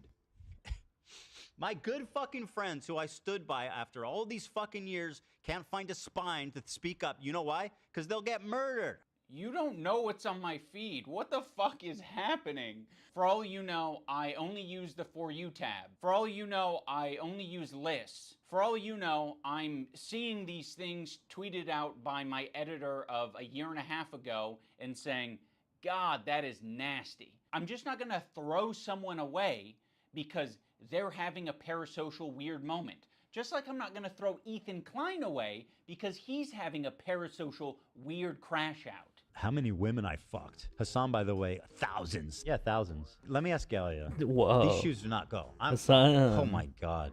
Hassan's the type of dude who watches himself in the mirror when he has sex. Watching me on a 30-second delay on your stream. Wait, how does he know I'm watching already? Because you've been talking about it for the last 5 minutes. It's not a fucking petty beef. It's like, this guy is evil and he's doing anti-Semitism. These shoes do not go. I'm sorry. There are many people, I'm sure, who have unfollowed you for the things that you have said and done, and I'm sure there are even more people who have stayed following you because they don't want to throw the baby out with the bathwater. They don't want to throw someone away because they've had some hard moments. We're all fucking human. My good fucking friends who I stood by after all these fucking years can't find a spine to speak up. You know why? Because they'll get murdered. And what you're saying to me is that I'm a bad friend and I'm a piece of shit. I'm spineless. I'm cowardly because I am following someone on Twitter. Because they have mobilized such an insane harassment group. It's not bad enough that I have this group of people harassing me and everyone in my life. It's that people outside of this group, journalists, creators, are actively participating in this gaslighting to make it seem like I'm fucking crazy. No. I mean, I don't know what he's getting at here. Like, yeah, people are gaslighting you. A lot of people gaslit me when I apologized. That was actually like the #1 type of harassment I got, was people gaslighting me and taking my newfound woke ideology to its extreme. I've probably done and stood by iDubbbz and Anissa more than anybody. I've stood by them when all the internet hated them. I don't like that Ethan brought this up because it makes the relationship feel very transactional. Like, you know, we're just meant to support each other online despite our own personal morals or principles. But I'll say this, I don't think I will they're fucking ban you. Any friends That's of the mine. lie. I And won't. I certainly need I don't think viewers. they're any fucking friends of mine based on the text conversation I had with them too before I even talked about it. So I have nothing. Like, I don't need any fucking halfway friends, man. I thought the text conversation that I had with him was very empathetic. I basically just said, like, I know you and Hila are experiencing a ton of harassment, and I essentially empathize with that, and I think there's something positive to get out of the conversation. But he refused to talk on the phone unless I was willing to publicly say something about my former editor and denims. As much as you don't want halfway friends, I also don't want that kind of halfway friend. I don't want someone who's going to give me like an ultimatum to have a conversation. Could you not say something when this is like, imagine like one of you guys is like, Hassan actually wants to go to Israel, go to Gaza so he can strangle Israeli babies or some shit like that. I'd be like, you imagine me not saying something. You're trying to make a one-to-one comparison where there isn't one. This guy that I follow on Twitter is not in the same relationship as you and one of your current employees who is streaming with you 3 days a week, 3 hours a day for the past 10 years. At one point during the stream, Ethan and Hila bring up Adam McIntyre. Now, Adam does basically the same thing as my former editor. He's critical of Ethan and Hila, and he is sometimes uncharitable and nasty towards them. Adam McIntyre needs to just like disappear. That guy is a piece of shit, like of the lowest order. I never even stood by him when he talked bad about Trisha having a kid and called him like the spawn of Satan. He was supposedly on our side. I would never even co-sign that. I was disgusted by that statement too. I remember when he called her kid the spawn of Satan. I never said anything and like I was that. supposed to be like cheering on, but I wasn't going to cheer that on. That's Why disgusting. do we forget that he called her children, which is something we would never do, the spawn Never. of Satan? It's disgusting. And a I piece mean, of shit of a human. It's just incredible who ends up being the good guys in this story. You know, it's really something. Unfortunately, they never made a statement. They never said that they disagree with his statements about Trisha's baby until it's useful. Like, what is it, 3 years later? Like, I mean, you're talking about it like you were aware of it at the time and that there was some amount of pressure or enthusiasm for you to get down with that. And what it sounds like to me is that you did see it at the time and you were like, ooh, I don't like that. And you didn't endorse it and you didn't fuck with it. Huh. It's almost like that is a fucking identical situation to me. It's just incredible who ends up being the good guys in this story. You know, it's really something. So yeah, the reason I'm bringing this up is because they're trying to like paint themselves as the good guys, and they're saying like, yeah, we strongly disavow things that are said, even about our enemies. We are the most immoral people on the internet. Unlike Ian and Anissa, who are fucking keeping to themselves. Also, why the fuck does Olivia get the pass? What a fucking asshole for putting you in that position, Olivia. You're friends with him. And you don't have to say anything, but like, what a fucking piece of shit. What a bad friend to put you in that position just for some fucking clout. It gets people angry at you, like, oh, how can she be friends with him? Which is total bullshit, okay? Olivia did not do anything. And I want the pass. Do I have to be an employee to get that treatment? Because What? they just He wants see the me as what? an ally? Or Wow. is it because Ethan is afraid of wrongful termination accusations and lawsuits? And also, I don't mind putting my friend Olivia, who's apparently my real friend, in a terribly weird, fucking uncomfortable situation where you end up getting hate for no reason. Also, don't frame it as like other people making it hard on Olivia. You're making it hard on all of these people. Please acknowledge your role in this whole fucking thing. Like, it's crazy how warm Ethan is to Olivia and saying how Olivia is essentially just a victim in this whole thing. It gets people angry at you, like, oh, how can she be friends with him? Which is total bullshit. But me and Anissa are spineless. Ethan, your whole system is scrambled. My intention isn't to throw the employees under the bus. Like, you guys serve as the fucking Oh my God. foundation Wait, that's going for crazy. calling out Ethan's hypocrisy on the whole subject. And I know that you guys have probably pushed back against Ethan over the years. How often are you supposed to do that? Do you have to do that every fucking week? It kind of seems like it. And that's exhausting. I don't want to confront my boss. It's not my fucking job to confront my boss and say, today's segment on rapists and pedophiles on Twitch was not like my favorite segment to be a part of. Yeah, friends like these. Oh yeah, and our other good friends. Yeah. Anissa and Ian. Thanks, Anissa, for standing up for your girl. I actually stood up for you so many times, cause like, why would I not? It was crazy. Yeah, why would you not? I mean, if that's truly what you believed and you weren't just going to use it later. Of course I was gonna stand by you. That's insane. It's absolutely insane and disgusting. But now you choose to hang out with people that would have a problem with you if you defended me. I'm not going to assume that Hila knows, but I'll say it for anyone who doesn't know.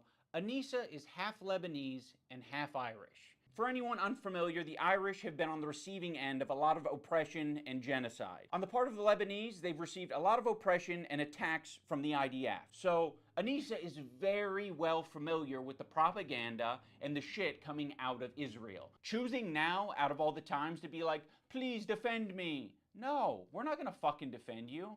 Rudy was saying that Palestinians are taught at 2 years old to kill Americans. Huh? Do we have that I one? mean, Like, just the other day, BB fired a really good guy that a lot of people are pissed about. He looked mean. I thought he was mean just because he looked mean. No, it's not. So yes, you caught us. We're not gonna run to your defense when, I don't know, we follow people. We be following. That's one fucked up thing that you can say about Anissa and I is when we're on Twitter, we do be following. So, True. okay, if you want to hang out with those people and have no spine and not stand up for another girl that stood up for you, enjoy your new friends. He doesn't owe you like Denim. anything, I know, sister. yeah, Which I'll she's show. friends with Denim Denim. is Hello? actually participating in this whole child protective service lie. Yeah, Which I'll and if show you're you guys. friends You with them, don't. then you're seeing what they're saying. You don't help someone with the intention of, oh, that means they're gonna help me later. The complaint was about my former editor. He's been chatting shit about Ethan and Hila for the past year at least. They only care about it now because I guess it was spoon-fed to them via their Reddit that's clearly looking out for them. Now, I'm not going to sugarcoat it, where we are friends with Denims, but I would say it's the same level of friendship that we had with Ethan and Hila. It's like kind of an internet friendship. We think that she's a good person like we think Ethan and Hila are good people. Kind of a tricky situation. How can you possibly think that they're both good people at their core? People can have crash out moments. People can say things that they don't mean. People can say things because they want internet clout and attention. I don't know, I think they're both probably guilty of saying things that they don't mean for internet clout and attention. Right now, one's a little bit more fucking nasty to What does me this, like, than the even other. do? I just don't see how you can be my friend and also be friends with someone like that. Well, you can't. So I already forgot about you.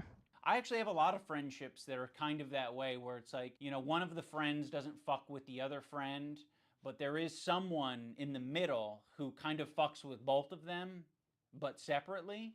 Yeah, there's a lot of friendships that are like that. I'm not gonna make you guys like meet up and kiss or anything. I get it. You guys are in fucking... You're either my best friend who's deep-throating me to the base of my cock. Whoa. You are Satan. You're the devil. The last thing I said to Anissa, we were texting before I ever talked about it. She's like, I don't care about this guy. He's a nobody and, you know, blah, blah, blah. And I said, well, then you'll have no problem publicly denouncing it, right? Mm-hmm. And then from there, the conversation ended. She never replied. Ethan, you can't even phrase it in a way that doesn't make you sound like you're being coercive and shitty. Well, then, you should have no problem publicly denouncing it, right? Does that sound like a friend? It kind of sounds like something you can be a both, powerful actually. villain would say. But it was so funny how she immediately went to comment everywhere, like on our subreddit. She immediately had to comment like, "Oh, he doesn't work with us anymore." Then but that was it. That's all she said. But then say that you don't Okay. Do you have agree. anything else to say for your friends, though? One of the reasons Anissa was so quick to clarify things in your Reddit is because your Reddit was already talking about who this editor is, and they were spreading You're my angle. misinformation Thank that you. it was Thank our you. co-host on our podcast, Uncle Dane. So yeah, the last thing we wanted is Wait, this wait, guy wait. Uncle Dane? The TF2 guy? What the fuck? pulled into this mess, and you guys don't give a fuck. Uncle Would it have Dane, been the nicer, Angie more main? supportive to say we don't agree with the things he's saying and we support Ethan and Hila? Sure. Like, yeah, that would have been a nicer thing to say. Our silence means something. It means that we would like to pause this relationship until you figure your shit out. And then maybe we can find a moment in time, I don't know how long it'll be, but a moment in time in the future where things are a little bit easier to broach. I don't think we need to do it right These now. people are so- but yeah, you've insisted that this is an important thing to Ethan address. Klein, bro. I would have been perfectly fine with you not blasting me on your Instagram story. I would have been perfectly fine with you not blasting me and my wife on your podcast twice. I would be fine with you not brigading my comment section on my podcast that gets 3,000 views a week because I prefer to not to do harassment campaigns and instead talk about Vampire's Kiss. At least say something like he doesn't work for me, and I strongly disagree, and I support Ethan and Hila. The problem is that she doesn't. That's the problem. That's the problem. She actually She thinks they have a point. That's the problem. Yeah. So go fuck yourself. I agree. Go fuck yourself. What about your girl? This is what I'm talking about. This aggression that you're putting out into the world. What the fuck do you think we're gonna do? You think I'm gonna fucking sit on my hands when you do this shit? Like, this is nasty. We had such a fair response to what you guys were going through. We don't support harassment. It's a bad thing, but it happens, and you're perpetuating it. You fucking propagandist, lying scumbag, terrorist supporter. He probably sets up a mirror and jerks off watching himself. Dan KKK Clancy has a similar view of Hitler. Because Dan Clancy, the Nazi, fucking anti-Semite. You can't expect other people to stop harassing you if you continue to harass people. Let's think about it on a micro level. Have you ever been in a comment section and found someone to argue with? It doesn't stop. It can literally go on forever if you don't want to touch grass. I mean, yeah, this was Don't kind I of know like a line, what happened today, that should never be crossed, even by like the most cynical, toxic people. It's going to have ramifications in terms of how I conduct myself. In terms of these fair weather friends who are, you know, so happy to be friends as long as they're getting Jesus something out Christ, of it. bro, stop. That is a rich thing to say. Like, you're the H3 podcast, okay? There's a lot of friends of the show. There's even more fair weather friends of the show. Let's not get into this shit, okay? That is so bizarre and insulting to suggest that I was only ever being friends with you to get something out of it. No, I'm friendly with you, and I'd say I'm a light friend because it's been pleasant hanging out with you. I've enjoyed your content over the years. And as of late, it's gotten really fucking shitty. Yeah. So go fuck yourself. I agree. Who else? Who else do we want to burn today? Who else do we want to burn today? You're making it so fucking obvious that this is your emotional dumping ground. It's horrible. This is not what podcasts are. There was a way to approach this to say like, yeah, we feel hurt by you guys not saying something. You've decided to do the extra thing and attack. Now, in fairness, I am attacking back, but I feel very insulted and I feel defensive and I feel like I am speaking up for a lot of people who have problems with you and a lot of people who have been on the receiving end of your harassment. It's so easy to be anti-racist. Everybody's anti-racist. Mhm. Racism is the worst thing in the world, right? We fucking hate racists. Fuck racists. Yes. Microaggressions. The minute that they actually have to stick their neck out for somebody, the minute they have to actually risk something to put themselves in under scrutiny, to sacrifice something personally to stand up for racism, then all of a sudden it's like, hey, I don't want to get involved. And that's drama. How much do you care? I don't do drama. How much Sorry. do you actually care? Isn't that the whole point? Like, I realize that Ethan and Hila are more scared now than they've probably ever been. I feel like anti-Semitism is a thought in their heads now more than ever. And it's not completely unjustified to be thinking about that sometimes. You guys are just hurt and you're kind of like dancing around and making very like loose, poorly thought out analogies for something that doesn't even apply to us. It's like me making this video is the standing up for something and it's saying, fuck you, you guys are being bad. You know, I don't think you're bad people, but you're being bad. You're behaving poorly. You're hurting people. I mean, go back to the civil rights. You think that the people who are like the white kids who are protesting with the black students, you think that they were just like not risking anything? Those Right. kids who are marching with the black students and... So in Ethan's analogy, he's the black Huh? student and I'm the white student, but I'm the white student that's not, you know, marching by his side. I'm not doing the difficult thing. You're going to have to march on your own, black student. marching with the black students and... I mean, why is it inspiring? Why is it inspiring? Well, and it's the same thing, to bring it back to Hassan just because, but it kind of is the same thing. Like, I He's was obsessed thinking with- about going to Gaza Yeah. until I found out He's I obsessed with he's a total Hassan, bro. performative activist that doesn't give a single fuck about the cause. It's been performed exquisitely, harassing one person and seamlessly transitioning into harassing another one. If anyone's been watching for the past fucking year, I'm pretty sure they have a good idea of your feelings about Hassan. Like people like Anissa are the perfect example because she's friends with these people. She's friends with Denims. Denims is streaming this story about our I'll kid show that, yeah. getting Giarda from the dog, whatever.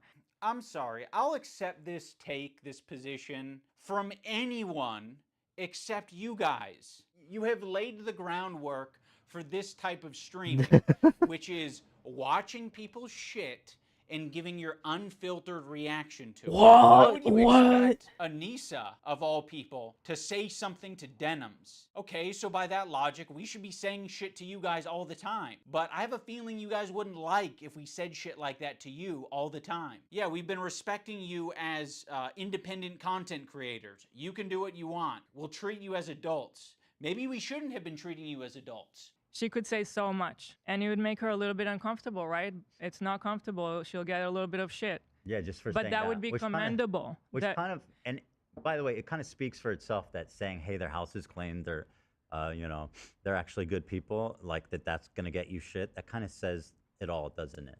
There isn't a single person that I respect who would give a fuck if I publicly said that Ethan and Hila are great with their kids, Ethan and Hila didn't kill their dog, and Ethan and Hila wipe their asses or don't have giardia or whatever the prompt is. No one would care. The only person who would care is me, because I'm like, why did I tweet this out? I'm not tweeting out because I'm not your fucking lapdog. That's why I'm not tweeting it out. I'm not saying it to my audience because I don't give a fuck.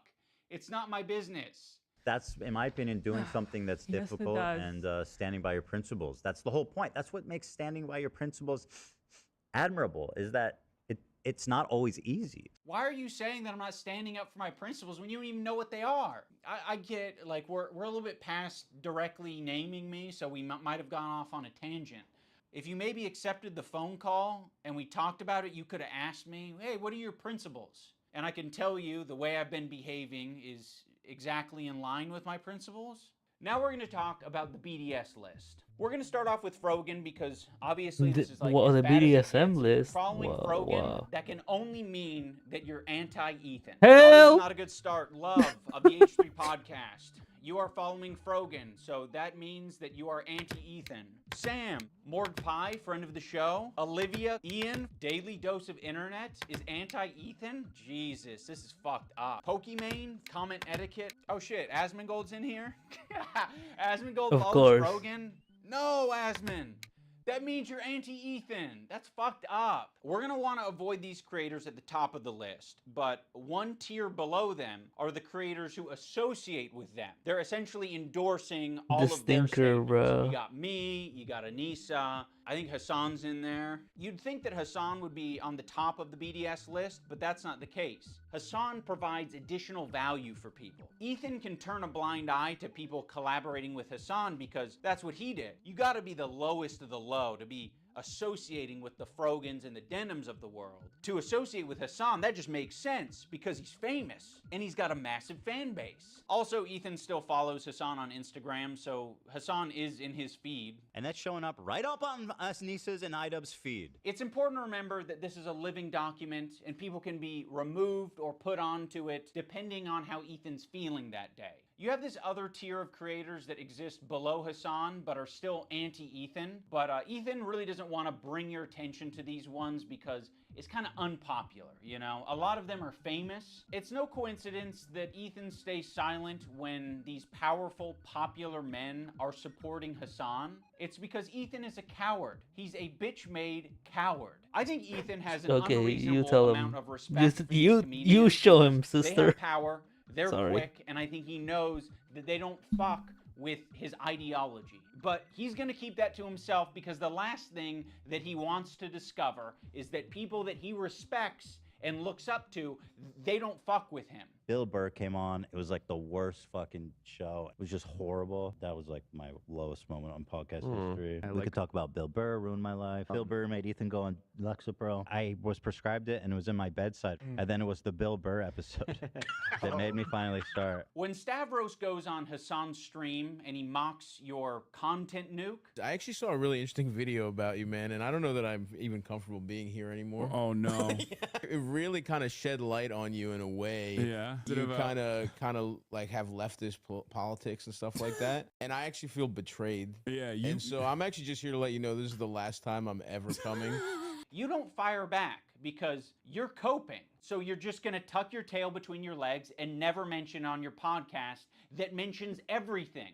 You're bringing up Right? some fucking connection Bro, I if have on you Twitter. get blocked Someone by mocks fucking you on a Markiplier, stream, dude, you're not like touching it. you're, Fuck you. You're that's, a coward. man. It's just his job. It's just what he does for his job. You know, he doesn't mean it. We're actually good friends. You know, he makes fun of everyone. It's not just me, right? Oh, also, I can't forget about Matt Lieb. Matt Lieb is in this like middle tier. His valuable association is Rhett and Link. So Rhett and Link, conveniently, are also in this category of popular and powerful men who Ethan does not want to burn bridges with. Although he's sniffing around. This guy, Matt Lieb, he works for Good Mythical Morning. Of all people, this guy, Matt Lieb, who apparently is a producer for Good Mythical Morning. Well, this guy works for Good Mythical Morning, acting like he's wholesome, and he's bringing on somebody that wants to kill my wife, or in a video game. And I think he should be fired, frankly. And I hope he is fired. He's pathetic, and he interviewed a fucking, basically a terrorist. I think Ethan only respects power right now, which is one of the reasons I made this video in the first place, is because he thinks I'm weak. He thinks a lot of these other creators that he's gone out of his way to attack, he thinks that they're weak, and he thinks they're a target that he can bully, he can manipulate, he can send lawsuits to, and I want him to know that we're not going to be bullied. You're being a piece of shit, and we're going to call you out. So here's the button. You've got a video, and you've got an audio. We're hitting both.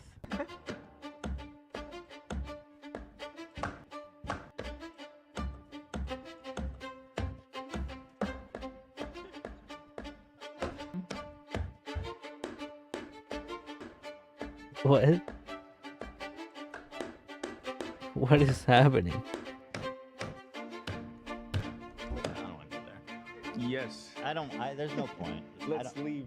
Yeah, there's no need. Yeah. 'Cause I don't want to. Oh shit. Like, how pathetic are you? Don't worry if you don't have it all now. Hold on. I don't like pedophile. Like the Eye of Sauron. I see you. I see you out there, you fucking cockroach. You'll be He goes living hard. with your parents for a lot longer, buddy. Yes, please. I want to be a good Jew. I'm a good Jew. Please, guys, please.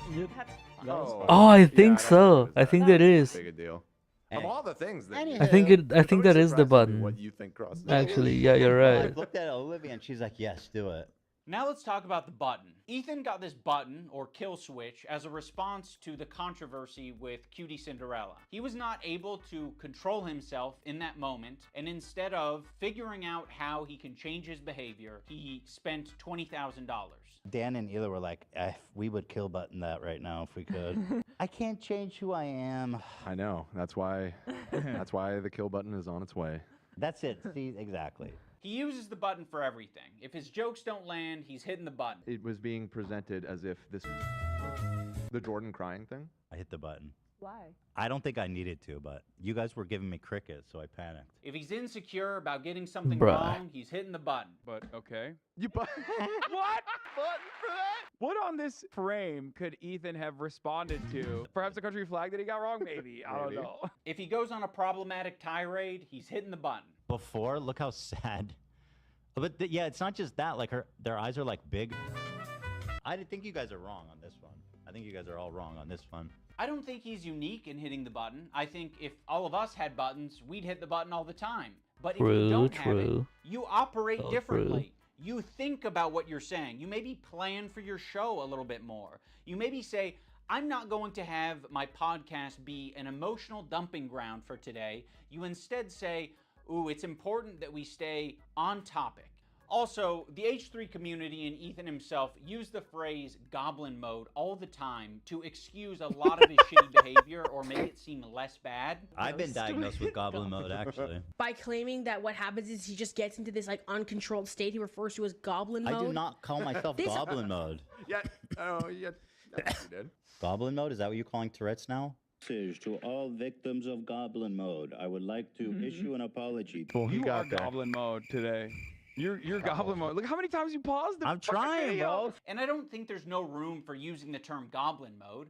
I like the idea that you're defending yourself and the little guy by going goblin mode when a big corporation or a big entity is trying to attack you. I'm gonna If go you goblin fuck me mode. over, if you steal money from me, if you patronize me, if you do any of this shit like you're trying to do to me, to treat me like a fucking idiot, I'm crazy, dude. I've gone fucking goblin mode over way less. But you not thinking about what you're saying, not, reflecting on your behavior, not changing your behavior, that's not goblin mode. That's being a child. Let's talk about the crew.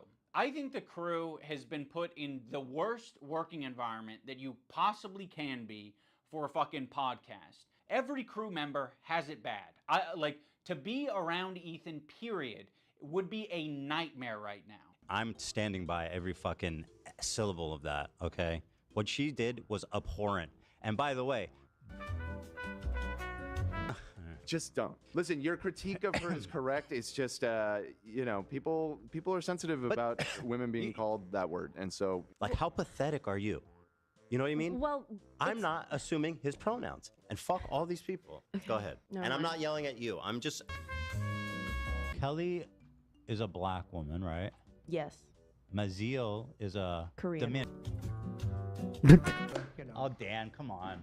You're being such a buzzkill. Yeah, I didn't know Korean. I asked if Koreans are POs. God. Dan's in the bathroom. Let's just not do this right now. I asked if Korean people are POCs. The one time the button didn't work and we listened to how he spoke to AB without thinking that the internet was going to hear it, it was rude, it was nasty, and it didn't have this caveat of like, I'm not mad at you. It was anger, and it was uncalled for. Use they get access to cover most of it. We're doing it. What are you Making it doing? so awkward and terrible. I'm sorry, I'm not. Just like this is what I'm talking about when it's always like. We need to get home for our kids. It's like, bro. Oh no, I didn't want to finish it right now. I just I'm about finishing Wednesday. On Friday, maybe. Is it? You guys, like... All right, I'm taking my hand off. What? Okay, well, Heard all that. Thanks, Button. And he didn't want to take accountability for it. He immediately wanted to deflect, and he wanted to say that the button fucked him. First of all, I appreciate the hard work. I know you you've do, done, and I I know. loved it, and I really enjoy it. But it's like every time we do it, it's like the show is what it is, and I know. it makes it. I was being selfish. No, dude, that button f***ed me, dude. Can you imagine that button f***ing me over like that? The button fucked you? AB fucked you? Who fucked you? You fucked yourself by being an asshole. He makes Ain't it nobody seem fucking him, like bro. He's not a tyrant Except of a for boss. For doing it. his wife, I guess. I appreciate Sorry. the hard work. I know you you've do, done, and I I know. loved it, and I really enjoy it. Dan, his producer, is constantly clarifying things on the air and making it clear that what Ethan said was a joke. Ethan is being overly defensive, or he's saying things that are like not true and he's exaggerating. People saw that. They thought that that was what you searched to I did pull not up type that photo. So I'm just clarifying. Thank you for clarifying. I appreciate you doing that. God forbid. It's okay because I buttoned it. Why? Because it's not that big of a deal, man. Just Like, your how inability to. No. Hold on, Dan. How does it change anything? People knowing that we did it. It's fun when it's a surprise. Okay, well, Well, you just asked how it changed Surprise things. them on your show. Okay. All right. You know, I understand that that's his role, and he's, you know, Ethan's made that his job, or Dan's made it his job. Ethan leans on it so heavily, in the same way that he leans on the button. Ethan is leaning on all of these people to be adults and look after his behavior and give all of this emotional and empathetic energy for Ethan, but Ethan refuses to give it back to them. Also, let's talk about AB and Lena, 2 Lebanese employees, and you just continue to talk about the conflict like they don't exist. It would be nicer, a lot nicer, for you to shut the fuck up about it. You're allowed to do that. Hezbollah in Syria alone killed double that much. All right, I'm going to move on. I just want to play Hassan talking about bad empanada. Ethan doesn't want to change, and he wants to bring the entire crew down with him. Because my he's God, putting bro. them in this position every day, right? But it's more important that he gets this shit off his chest. It's more important that he Wow. dumps. We're all familiar with Goblin yeah, mode. the Well, content Ethan cup. debuted a new mode recently. And by the way, my ratio is pretty good. Mhm. Like, I'm looking at like 20 goblin modes to 1 too far. Demon mode, let's call it. Whoa. What makes Welcome Demon back, mode Jonathan. different than Goblin mode is goblins aren't really like an intimidating, powerful force. If the goblin is persistent, it can get what it wants. Who, When I'm Ethan? done with the Ethan other Klein? one, the big one that's dropping probably next week, my full attention is going to you, George. Like the Eye of Sauron. I see you. I see you out there, you fucking cockroach. Ethan, the Items? reason the Ah, internet got okay. behind you when you were being sued by Matt Haas or when you were being sued by Ryan Kavanaugh is because people saw you as the underdog. They saw you as the guy who's defending the common man. I'm suing, and I cannot wait for you guys to read it. At the moment, we are writing 3 complaints for 3 people. You are doing the classic rich asshole. Items? You have a deficit Those of items friends, look you have a like your surplus of biological enemies. dad. You feel really bad. You feel hurt. But you also have a surplus of money. So what can you do? You can Oh use that no, money I'm so to bully and sorry. intimidate people. These public legal I'm threats so that you're making sorry, to fellow bro. creators, these legal threats that you're making to people on Reddit, on Twitter, you're like, I'm hurt. These people are hurting me. What do I do to stop it? There's nothing I can do to stop it. I'm powerless. No, you have a ton of power. You have a ton of options. You have a ton of choice. That's Just exactly horrifically what you paler. get for being filthy rich, is you can do all of these things. I've never want to sue someone for defamation, but like at what point do you kind of fucking have to? I mean, this is like basically someone calling you a pedophile. Be like, yeah, you know, Ethan's a pedophile. Dan I Clancy or whatever, don't. like the CEO of Twitch. I don't and think he is, but I don't know. Dan I doubt KKK it. Clancy has a similar view of Hitler. Because Dan Clancy, the Nazi, fucking anti-Semite. There are certain things you can accuse people of that rise above to make it like actionable, which is like wrongfully accusing Looks someone of like being a if pedophile, Deadpool a was sex less criminal, funny. a murderer, shit like that. Dan That's Clancy now, in crazy. other words, he is a pedophile. That's You fucking have crazy. so much less to go off of saying that Oh than no, anybody I'm has just saying about based Dream. on his looks. just on his based on his. Well, at least you're self-aware. That's 100% a joke. I have no evidence to conclude that he is. One of the more notable legal threats that Ethan has sent out recently is against Noah Sampson. I have nothing but vibes to gain, and potentially your money as well. Don't worry if you don't have it all now. I'll garnish your wages. You're gonna be living with your parents for a lot longer, buddy. 26, you know what I mean? Try 46. Noah made a video that was critical of Ethan and other content creators when they're talking about Israel and Palestine. I mean, the way he's talking Like about evil Noah on Tony his Stark. podcast is so But fucking creepy and I don't weird. like him. Is this a new thing? This is a new thing. This happened during the show. Upon initial examination, it seems to check out, and it's not great for young Noah. Can I say that? Don't say it yet. Don't say it. So he's a rape. So of course his standard. I don't know what he's accused of, so I'm not actually going to say. But Ethan brought on a former Good. partner of Noah to basically just shit talk him and say that he's a bad partner. But that's all that Ethan was able to extract out of it. you are not accusing him of committing any crimes or doing R-word or anything like that. The accusation is that he's a sleaze. Absolutely. Noah Yeah. Sampson, as far as I know, is not a rapist. Fuck you to Noah Sampson. I think he's who's fucking not just a liar stupid. and a scumbag, but also a creep. Allegedly. Allegedly. Now let's talk about the left-leaning Democrat. He presents And himself hates his as wife, someone same. like I me, also a hate left-leaning his wife. Democrat who supports basic things. The thing that made me start to question Ethan's Sorry. intentions is that when he was suggested to talk to Sam Cedar, a fellow progressive, a guy that Ethan respects and looks up to, He works with Sam Cedar at the Majority Report. I respect him and what they do there. he kept saying that it was racist or anti-Semitic to suggest that he talked to someone who's within the same ethnic group as him. That's why I said yesterday, like, I urge Ethan to talk to Sam Cedar. There are very thoughtful, very kind What do we think about Jews Hassan? out there that he could talk to. I don't think that I will be able to reach him. What's the insinuation that I only listen to other Jewish people? You need to talk to my pre-approved list of Jews that like agree with me on everything. You know, it doesn't matter if they're Jewish, dude. Doesn't matter if they're fucking Jewish. I think most Jews. I don't think he's at large insane, would view too? it. I don't think that that is the. In what position are you to even say that? If it's not Speak for my motivated by entire ethnic myself. It's group. motivated That's by crazy to me. Jews against anti-Zionist No, Jews. seriously, how can you speak for my entire ethnic group? I find that really interesting. Ethan, I don't know what to fucking tell you. This is like And step beautiful. one of having a leftist ideology is Sadly. recognizing our race, religion, Maybe. I don't know. nationality, all this shit, all shape our experiences as people.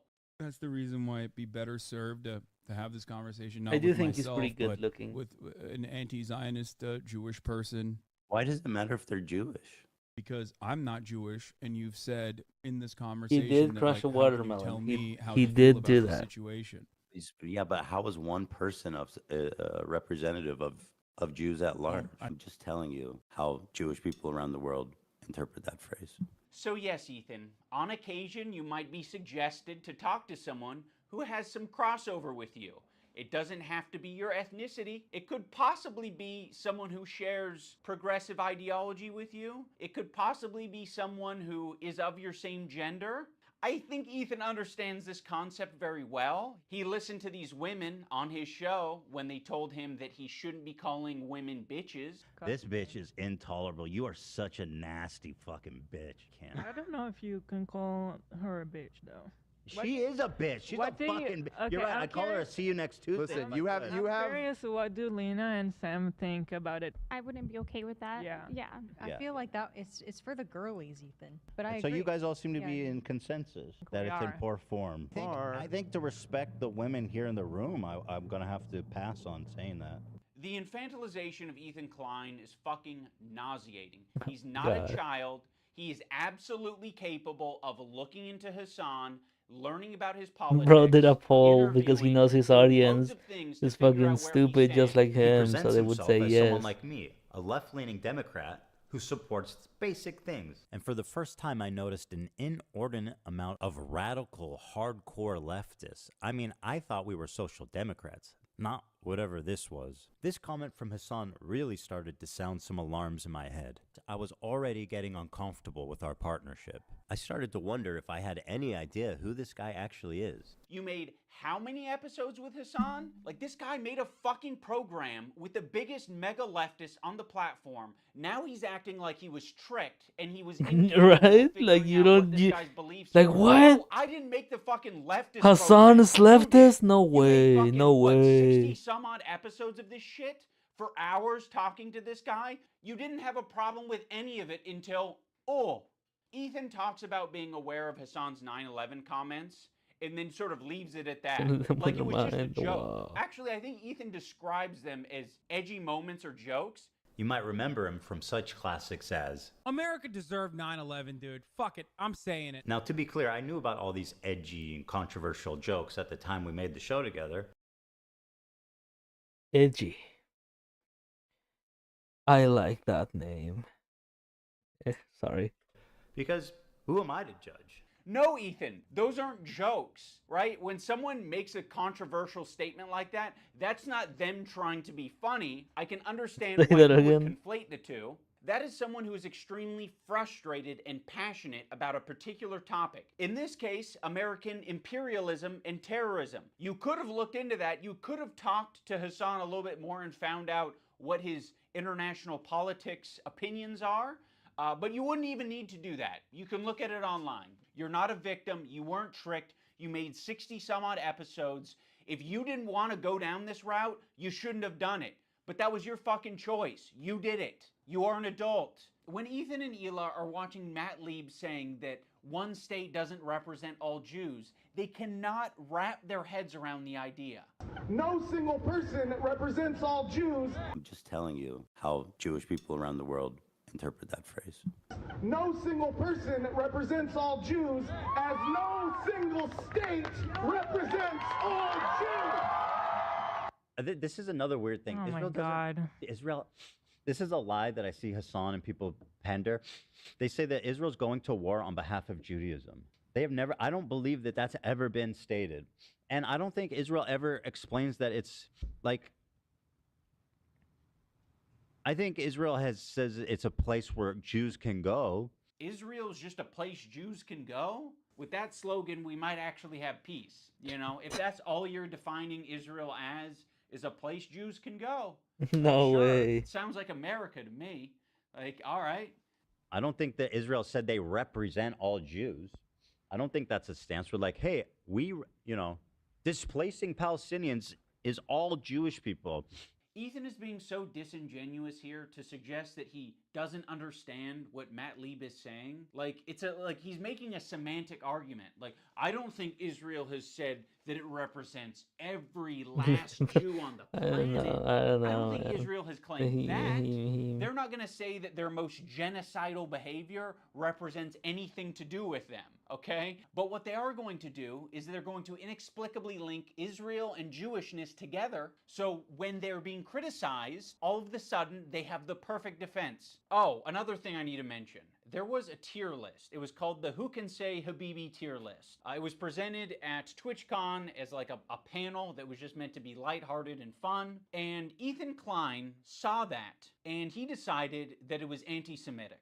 Tier list them, and we're going to need your help to discuss and figure out who can say Habibi and who can't. And also, we have tiers. We have Arab coded. They ask permission to say Habibi. You know, like you got like a white guy who's like, "Can I say it? Is it a slur?" And then Love Sabra, which is they're not Arab coded at all. Now, when I first saw this tier list, I immediately knew what it was doing. I was like, oh, it's a play on the who has the N-word pass and who doesn't tier list. Granted, Habibi is very different than the N-word, but it is a cultural word amongst Arabic-speaking people and Muslim people. Like, that is a word that's used. Habibi, it means my love. Oh no, don't do that, Habibi. Oh yes, Habibi. You're my Habibi, I'm your Habibi. So yes, it's meant to be a fun way that these Arab content creators can express their Arab culture and be proud of it and happy about it, because it's not like they have massive representation on the platform. Making a tier list based on race. And nobody has a fucking problem with that. Okay, you have a tier list based on race. Where's the Jewish panel? Where's the Jewish panel? Where at the top it says Jewish. It's a tier list based on Arab to Jew. He's Arab, which is good. That's the best thing you can be on this. That's the best. This is this is racist. I will say that What? conveying information through a tier list is not the most effective thing, but Ethan should understand this principle. He did a white slurs tier list with Hassan. Cracker. I mean, you know what my take is. We can't put this as an F. Cracker. I mean, that's got to be at least a D, right? Pale face motherfucker. Pale face. I mean, again, I think that's an F. Hog. So hog is my favorite. I use it all the time. Him and Hassan Hell, feel Billy as though they're mentioned. white guys, Whoa. so they felt very comfortable talking about white slurs on their tier list. Yeah, when's I think I'm more white than you. the I think I'm white. the Like, I'm robots super white. slur? Can you understand why Arabs might tier feel list. comfortable talking about Arab shit on their tier list, Ethan? You're the white guy. You think you're more white than Hassan. I think I'm more white than you. So, yeah, the white guy can say all the things that he wants. Exactly, like that's Cracker, a nice But tier. the Arabs That's my can't have favorite. their tier Clanker. list. That's my I favorite. would put him also in Arab. I know Turkish people are different. Notice how they dropped the premise almost immediately that it's about who can say Habibi. And then it's like Hassan, okay, actually he's Arab. We fucking love him. He's dope. He's Arab. Habibi is an Arabic word. That is an Arabic word, Ethan. Funny about this whole thing is that they say Habibi in Israel. Again, people underestimate just how like mixed Israeli culture is. Like We say Habibi in Israel. Yes, Ethan. Another piece of evidence as to why it isn't anti-Semitic. This is racist. If you're not Arab or understand Arab culture at all, which is a lot of Americans, and Ethan Klein presents you this tier list and calls it anti-Semitic, you're just going to eat it up. It's not. Ethan is just proving his location on this tier list under Love Sabra because he doesn't understand Arab culture. There's a lot of Arabs who eat Sabra. There's a lot of people like me who eat Gee, Sabra. I A lot of the wonder- times it's all that's in the store, and I'm going to buy it and I'm going to eat it, but it is not the Man. good shit. Like the average Arab American, they're going to go in the store and the only option they have is fucking Sabra. And that sucks that that's the only option, right? Arab communities and distribution facilities are not widespread across When I'm the in US. a So what are they left with? be a illegitimate common, state and my opponent is relatable, Israel. shitty hummus, which is Sabra. And what's so fucking pathetic Sorry, didn't about mean this to get whole thing political is there. after he was able to get these Arab creators banned off of Twitch for 30 days, he goes on to talk about how bad Sabra hummus is on his show. I don't think anybody wants to prefer Sabra over homemade like restaurant quality hummus. You know, it's what's there. Like weirdly there's fluffy. Minus it is two. fluffy. Weird. Oh. Yeah. I would buy it sometimes and eat it. It's not the best. The problem is with Sabra, in my opinion, it's only good for the first 2 days. For some reason, like when you eat this Sabra shit, it just feels so much heavier. Imagine eating a whole fucking vat of Sabra. That's crazy. Yeah. I've never liked hummus. Oh, okay. Well, you hate Jews then. I don't. And Arabs. Yeah. This is racist. Yeah, it's almost like you can have a discussion about Sabra hummus being a bad hummus without it being at all related to a Jewish thing or an Israeli thing. He can have that discussion as much as he wants on his podcast because we all know his intentions aren't anti-Semitic. This is what he did. He hit his heart hard. I don't know what Sabra is. What is that? Uh-huh. The Zionism is leading It's to like not what is that? accepting other cultures, embracing their own culture, and instead thinking that that is an attack on you.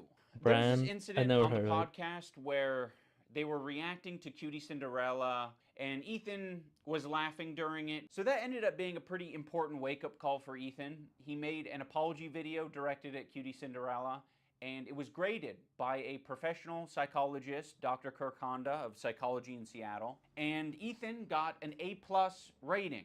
In terms of a public apology, this is A+. Ethan won't stop talking about his A+ rating. You know, he rated my apology to Cutie Cinderella a perfect score, a perfect 10. A perfect 10 out of 10? Literally 10 out of 10. Go back. I can teach My you how to God, make a good shut apology. up. It's the Right, best 10 ever. out of 10. I know what a perfect apology is, lady. You fucking don't. Is my perfect apology in this PowerPoint? Dude, I got a perfect 10 out of 10. This one is actually best apology. So. Man, shut the fuck up. Oh my God. I was trying really hard to think about an impactful moment during this video. Like, could I do something that would really wake Ethan up? And I don't know if this came from a good place or not, but I came up with the idea of getting Ethan's grade changed from an A to a B at least. So I went to visit Psychology in Seattle. I'm not confident that Kirk will change his grade, but it's worth trying. and, you know, we might learn a thing or two. Xander! Probably get pretty low marks. Unlike me, perfect score of 10. I said, hey, Lud, no wig drama. Why are you such a spineless coward of a person now that you've inserted yourself and your girlfriend into this conversation? Okay, iDubbbz, I hear you.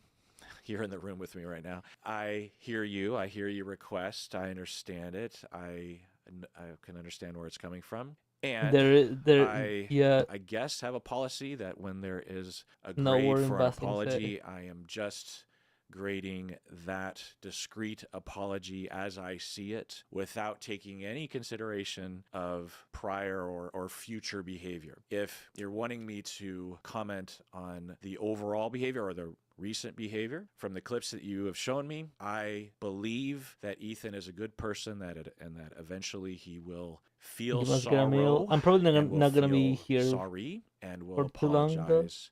And I will be there to evaluate that apology when it happens, which I know it will. Oh, brother, this guy stinks! Unfortunately, Kirk did not change his grade. I would That's ask. okay, because this is the internet. Well, Anyone can have their own official apology rating system. So I'm going to rate You're on 1 Ethan's HP? apology What do you a B-. mean? That's just based on my You're own hungry? feelings and my own rubric. When Psychology in Seattle was watching these video clips of Ethan, he said that it looks like Ethan could just use a hug. Now, of course, it kind of pisses me off to hear that shit, because I'm like, what are we doing? What are we saying? He needs a hug? No, he doesn't need a hug. He needs a good fucking ass whooping is what he needs. I think something that's very important to me in bringing back Content Cop is to be fair. I think that was something that was not illustrated in previous Content Cops that I think should have been, and probably wouldn't have left me with so much regret. Ethan deserves all of the criticism that he's getting. I think it's very valid. But I also think, at the end of the day, we should acknowledge that he's human, because he is human. And he is in a situation that's making him extremely scared, paranoid, defensive, sensitive, and I'm sure other features and feelings. In the spirit of Kirk saying that it looks like Ethan could just use a hug, I have challenged some of his most powerful haters to put down the haterade and just say something nice and charitable about him, because I think he deserves it. I just wanted to say that I respect that you are genuinely yourself on the internet. I think a lot of other people respect you for it as well. I think that's a big reason why people were drawn to your content in the first place. I think that's a lot of the reason why your employees chose to work with you over anyone else. Ethan, I think it's respectable that you even began this journey to leave behind the anti-SJW crowd and step into a more empathetic worldview. I know it's not easy. Ethan Klein, I think that when you are being goofy, when you're being silly, when you are being lighthearted, and just having fun with your friends, I think that is when you're at your best. So I'd love to see more of that. That'd be sick. I will be reading my letter off because I don't want The to sound worst robotic. man Especially ever. used to be the Sports for Good that I used to watch. I hope that one day gets I back to what I see. remember. You were one of the inspirations for me to start creating content, so all of this has stunk. I hope you really hear this, and I wish you the best. I think Ethan Klein rocks a buzz cut pretty good, and I think he's got a good choice of facial hair. I think it's really cool what he did 8 years ago, fighting that frivolous lawsuit. That was pretty fucked up, and fighting it, you know, he changed YouTube for the better. And I thought that was cool, because I thought it was like, he was fighting for free speech. You know, I also see the dynamic of Ethan and Neil. I'm like, fuck, like, it's really hard to be a couple online and see people attacking your partner, and it's like, okay, like, if you come to their defense, that doesn't always help them, right? Sometimes that makes it worse for them. And I have been kind of slipping into a very unhealthy place where it's gotten worse and worse, and I get criticized more and more, and I get more defensive and more hold up, a feeling of almost infallibility that I could take anything on. It led me to make a lot of Why you saying like a slur, and then when I was bro? criticized for those mistakes, then I would act extremely defensive and nasty and not really processing them. You're hungry? That's okay.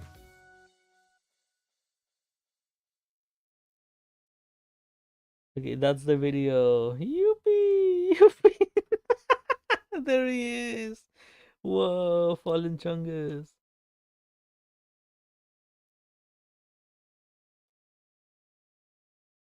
Fart boy, the fart boy.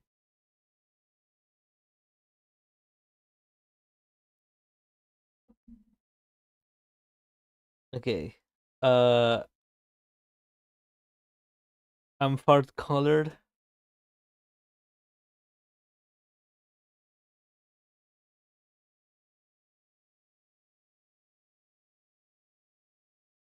Fart son. Whoa. No, no, stop, stop, stop.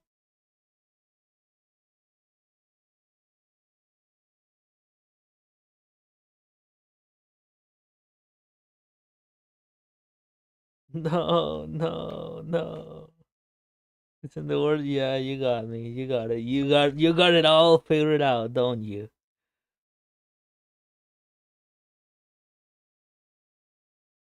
Anyway, gentlemen, I'm gonna ask again if you would like to be seen later. It's probably gonna be a no, but you know, I still gotta say it.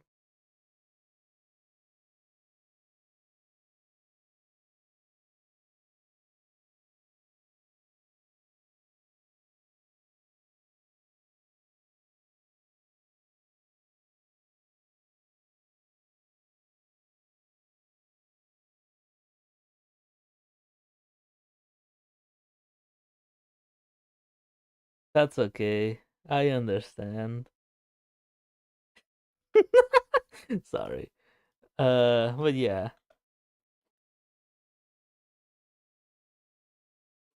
I I'm sorry. I had this sitting here. I had it open. Just I was waiting for the setup. I was trying to set it up. Okay, sorry. My bad. My bad.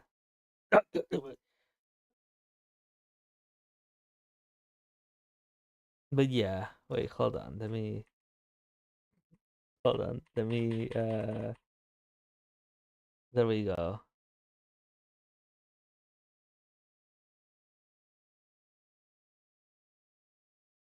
Yeah, now I'll actually go. Whoa, that'd be awesome, Guts. That'd be hype, actually. But yeah, bye bye. Bye bye, bye bye, bye bye. I love you. Bye bye. See you later. Maybe, I don't know, probably not. Ahim.